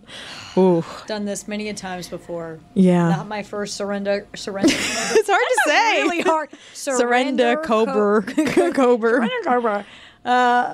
Yeah. Look, it's a part of life. You just got to surrender. You have to surrender cobra before the cobra surrenders you. I said it right. It's like you're Arnold Palmer. I'm gonna drink an Arnold Palmer while doing a surrender cobra. This was some controversial calls in this game, Lucy. South Carolina was up 17-0, gave up a big lead to LSU. I think LSU outscored them like 36-16 after that or something. LSU kind of just hung in there and didn't really quit. And South Carolina had a couple really, really great plays. One of them got called back because of the weird hit. It was like a blindside block on the quarterback after Nussmeier threw an interception that was going to be a pick six. And I've read every argument about whether or not this penalty should have been called. I'm sort of on the fence about it, but I guess the end result is don't let the refs get to decide that, and don't do it. My thing they're going with to call it is technically, that's a blindside block for sure. I would say most pick sixes you see that, and that's normally not called. But that's. You're right. You can't let the refs decide. Also, South Carolina lost their quarterback in this game. That was a big issue. So, did I say quarterback weird? No, Taylor said something funny in my headset that I giggled at. I thought I said quarterback weird. You might have. I'm really nervous about my ability to speak. That was brutal, though, for South Carolina. I did feel bad. They had the block punt. Beamer ball was Beamer balling. It was a fun game. It was their first time on game day in 10 years. And then they missed the kick. Play for a long field goal at the end. Goal at the end. Wow, I'm doing it too now. Long field goal at the end, and Brian Kelly comes out with a win somehow. And I don't know. I don't know if LSU was good. I don't know if South Carolina's good. But it was a fun game. It was just really, really long. 4 hours, because I was in Madison, same like game slot, and I was able to watch the end of that game in my hotel room. Yeah. That's 25 minutes crazy. away from the stadium. I may have left a little bit early, but I was going to say the Wisconsin-Alabama game also ended like pretty early. Like I would say the first drive. I would say it ended before it started. Ope worthy for sure, though, when the whole student section is saying Ope and putting their arms up in the surrender cobra. Some of those students probably from the Midwest, so it counts. Moving on, Kentucky, they gave it away against Georgia this past weekend. I would say the big Ope in this one was Mark Stoops deciding to punt in plus territory when you've got the number one team in the country on the ropes.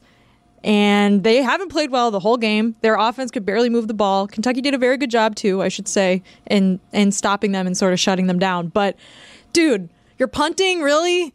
Like, come on. That was a big Ope. Look, made me Mark sad. Stoops may have got his coaching start at the University of Iowa. He may have actually played football there and started as a GA there. And sometimes you just can't get rid of learned behavior. So would I have made that call? Absolutely not. But you are who you are, and you're an Iowa man, Mark. Oh. Hate to tell you. It seems like everyone in the world has some sort of connection to the Midwest, Lucy. I do. Oh my God, I didn't even do the math of that. We're doing the middle. It's been a really long day. I love that for you. I thought you were like purposely doing a thing. I'm like, No, good. Yes, I she's didn't. I didn't get it. She's following. This is great. Never do. I had a lot of fun in Madison. Oh my God. Well, we'll get to that. So many brain cells. We have like 17 more Ope of the Week nominees and we're like running out of time. But God, there were so many things. Okay, really, really quickly. This one, I don't even know if this counts as an Ope, but it should. Colorado State talked so much about Colorado before this game. They said that, quote, we should have murdered them. They came out with the attitude and they were on top of the world and this isn't a Cinderella story. We're coming for revenge. And then their quarterback said, I think it goes to show the hype, the media train, it only gets you so far. At the end of the day, you have to line up 11 guys against our 11 guys and we'll find out who wants it. We'll see how far Instagram followers get them. And then, Lucy, what happened in this game? They lost. They lost bad. Was it even close at any point? Not close at all. And then Colorado returned the talk and people were like unprofessional. And I said, you know what? One, I'm all for shit talk in any situation. But let me say that if someone came out and said we should have murdered you, probably not a nice thing to say, and then you beat the hell out of them, I believe you've earned the right. I agree. That's not a nice thing to say. And also, yes, if you're going to talk that much before a game and then you lose by that many points and also like never really like do anything that made me like, oh, like I didn't do the meme where you like sit forward in your seat, you know? It was just sort of blah from them. And, it wasn't fun. That game was not enjoyable at all. The quarterback did it too small to Travis Hunter, one of the best players, maybe the best player in college football, definitely the best player in that game, after like a 1-yard gain. Well, you can't do that. Come on, guys. What are we doing? That was Colorado State, like crazy how much that team talked for being not good. So who's our... Do you want to pick one and I'll pick one? Who wins? Okay. Who wins Ope of the Week? My Ope of the Week, I think I'm going to go... Let me see. Actually, can I do one we didn't mention? Yeah. Oh my God. Ooh, a surprise. I would like us to queue up the Tulane point after attempt. Oh my God. Oklahoma. This is a good one. I don't know how to describe it. Okay, so point after attempt. It was under the crossbar. Yes. It went under the crossbar. The ref had to like squirm to avoid getting hit. And then like a student, like a woman standing in the back. An Oklahoma fan, like gets almost hit in the head. She gets hit. And then she's like pissed that she got hit. But she's like, hey, come on. But you didn't make it.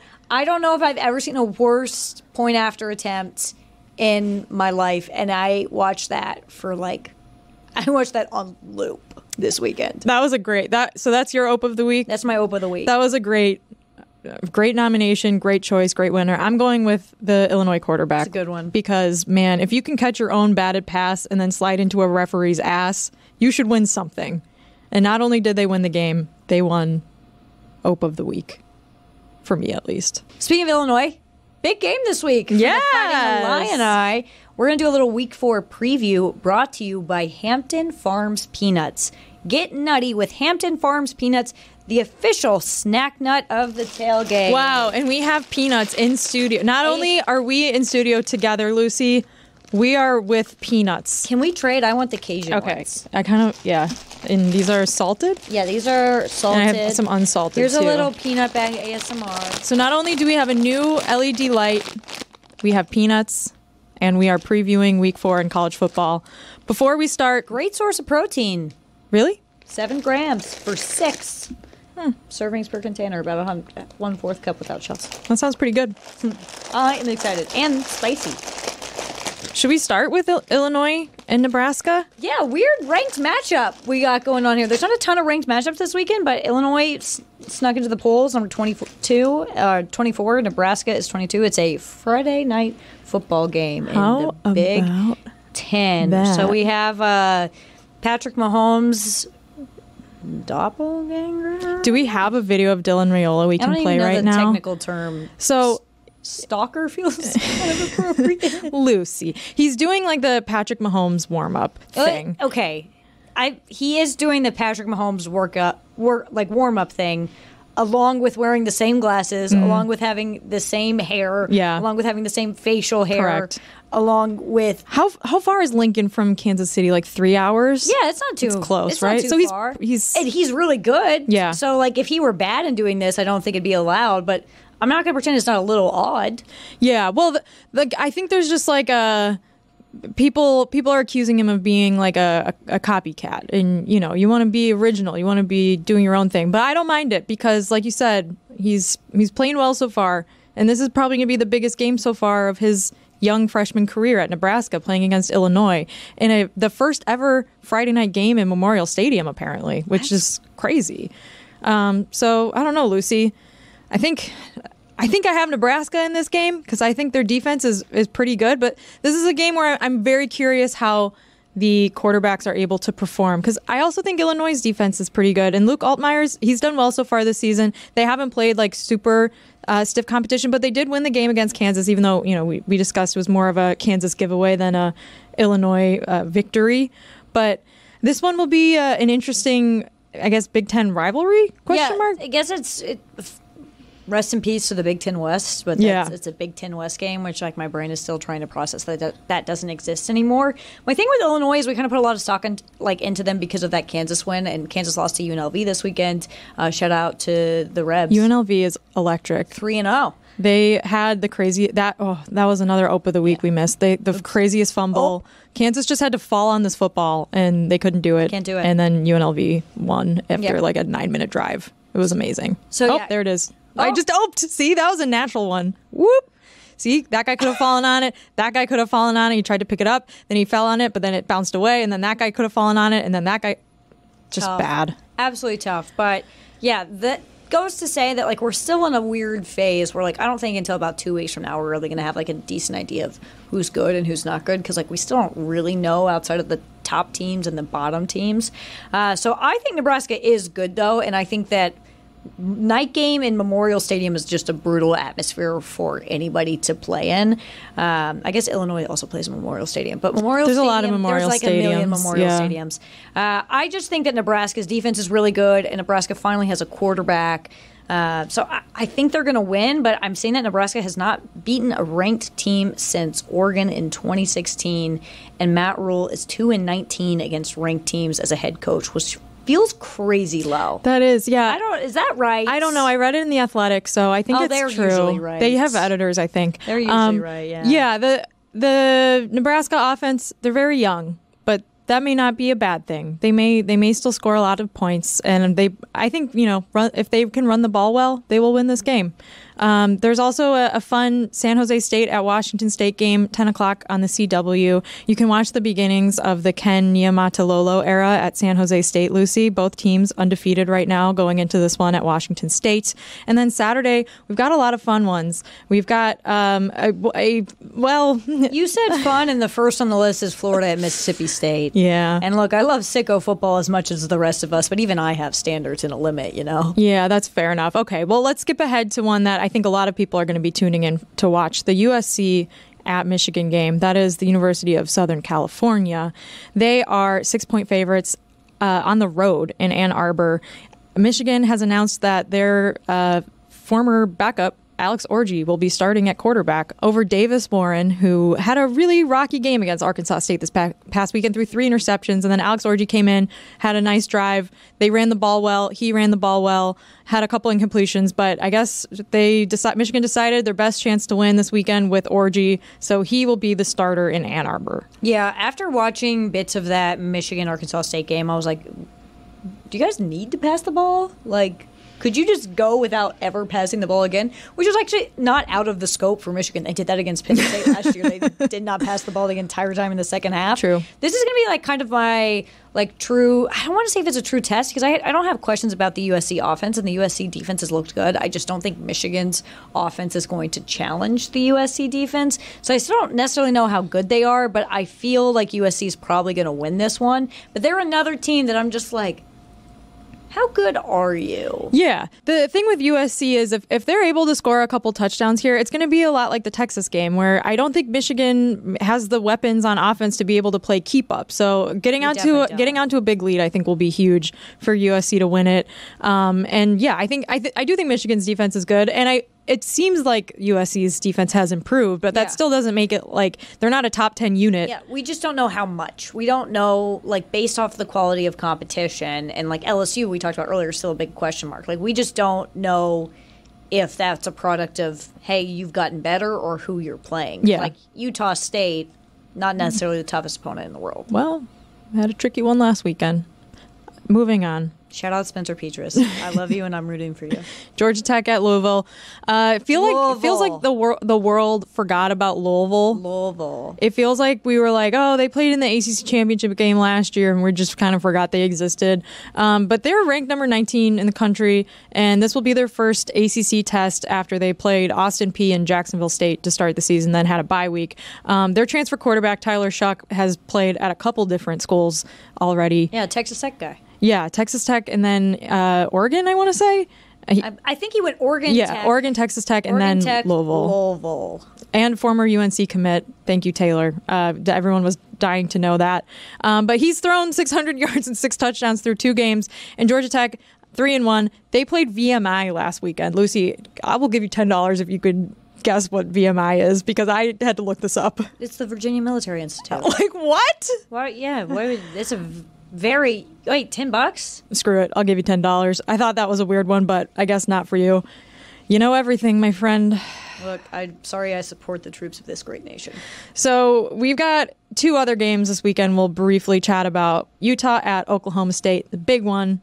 This is a big one. I think this is you kind of know what you're going to get with these Utah teams. Really fun, aggressive defense. I'm not sure how well the offense is going to perform with their quarterback situation that we still don't have a definitive answer on at the time of recording this, Lucy. But Oklahoma State, they've got to get their run game going. They got to get Ollie Gordon to run the ball. Who do you have in this one? I think I'm going to go Oklahoma State because it's in Stillwater right now. Big 12 is weirdly very wide open, where like UCF is competing. Kansas State. Crazy game last Kansas weekend. State looked great against Arizona. I just think that there's so much question around Cam Rising, which I guess in the sense there's always question about Cam Rising. He's been hurt the last 12 years. But I think I'm going to take Oklahoma State here. Ollie Gordon is arguably one of the best running back in college football. So gotta get him going. But yeah, Oklahoma State's a little weird because they lost or they beat Arkansas in a game that Arkansas lost. Not that Oklahoma State won. Arkansas woo-pigged Suey the hell out of that game. But beating South Dakota State's pretty impressive. South Dakota State's pretty impressive. it's a weird one. I'm taking Oklahoma State because it's at home, and that's the only reason I'm taking it. Yeah, I think I'll take Utah just because I'm for funsies. Slight favorite, and I think that they're always pretty solid. Okay, big game, Tennessee, Oklahoma, the number 6 team in the country, visiting the number 15 Oklahoma Sooners, 7:30 on ABC. Oklahoma's got a good defense. Brent Venables, that guy knows what he's doing on the defensive side of the ball. Tennessee, all around pretty good. Like, their defense has been good, their offense has been good. They're a 7-point favorite in this game. I think Tennessee will win this one. I don't think it'll be. I don't know if you remember the Baker Mayfield Josh Dobbs showdown, Tennessee Oklahoma, that Oklahoma won, and I think it was like 2 overtimes, whatever that was, 2015. Yeah, I don't think that'll happen this time. I think Tennessee will win this one in regulation. Yeah, I think Tennessee's going to win for a couple of reasons. One, I'm going to the game. Oh. I am 0-3 for the home team. Okay, so yeah, Tennessee for sure. Are going Tennessee's the Lucy favor. curse. I saw this stat this morning that kind of blew my mind about Oklahoma. There are only 3 Power 4 teams that have gone 3 and out on 40% or more of their possessions this season, and Oklahoma is on that list. They have gone 3 and out 41% of the time. Tennessee's defense is not like the Tennessee defense of the past, where you just kind of expect it to be like a cakewalk against them. They're very, very good. And as good as Oklahoma's offense is, if you cannot score points, if you cannot move the ball, you will not win, especially against Tennessee, a team that will, even if Oklahoma's defense is able to stop Tennessee, you're not going to hold the ball enough, long enough to give your defense a break and some rest, and that Tennessee offense will just wear you down. So I kind of see this game being close for a half, and then Tennessee pulling away. Yeah, Oklahoma's struggled a little bit on offense. Their passing game is a little bit of a question. They haven't had a 200-yard game yet against Temple, Houston, and Tulane. Temple and Houston, 2 programs struggling heavily. Tulane, pretty good. But yeah, I think you're right. I think I have some question marks there. And I think that's it for us today on Jennifer College Football. If you like the show, tell your friends about it. We'll be back next week. Lucy, it was fun having you in the studio. It's nice to be back. We miss you, but I'm happy that you're free. My dad's not sick. Please stop asking. It's really weird that you think that's your business. Stop asking.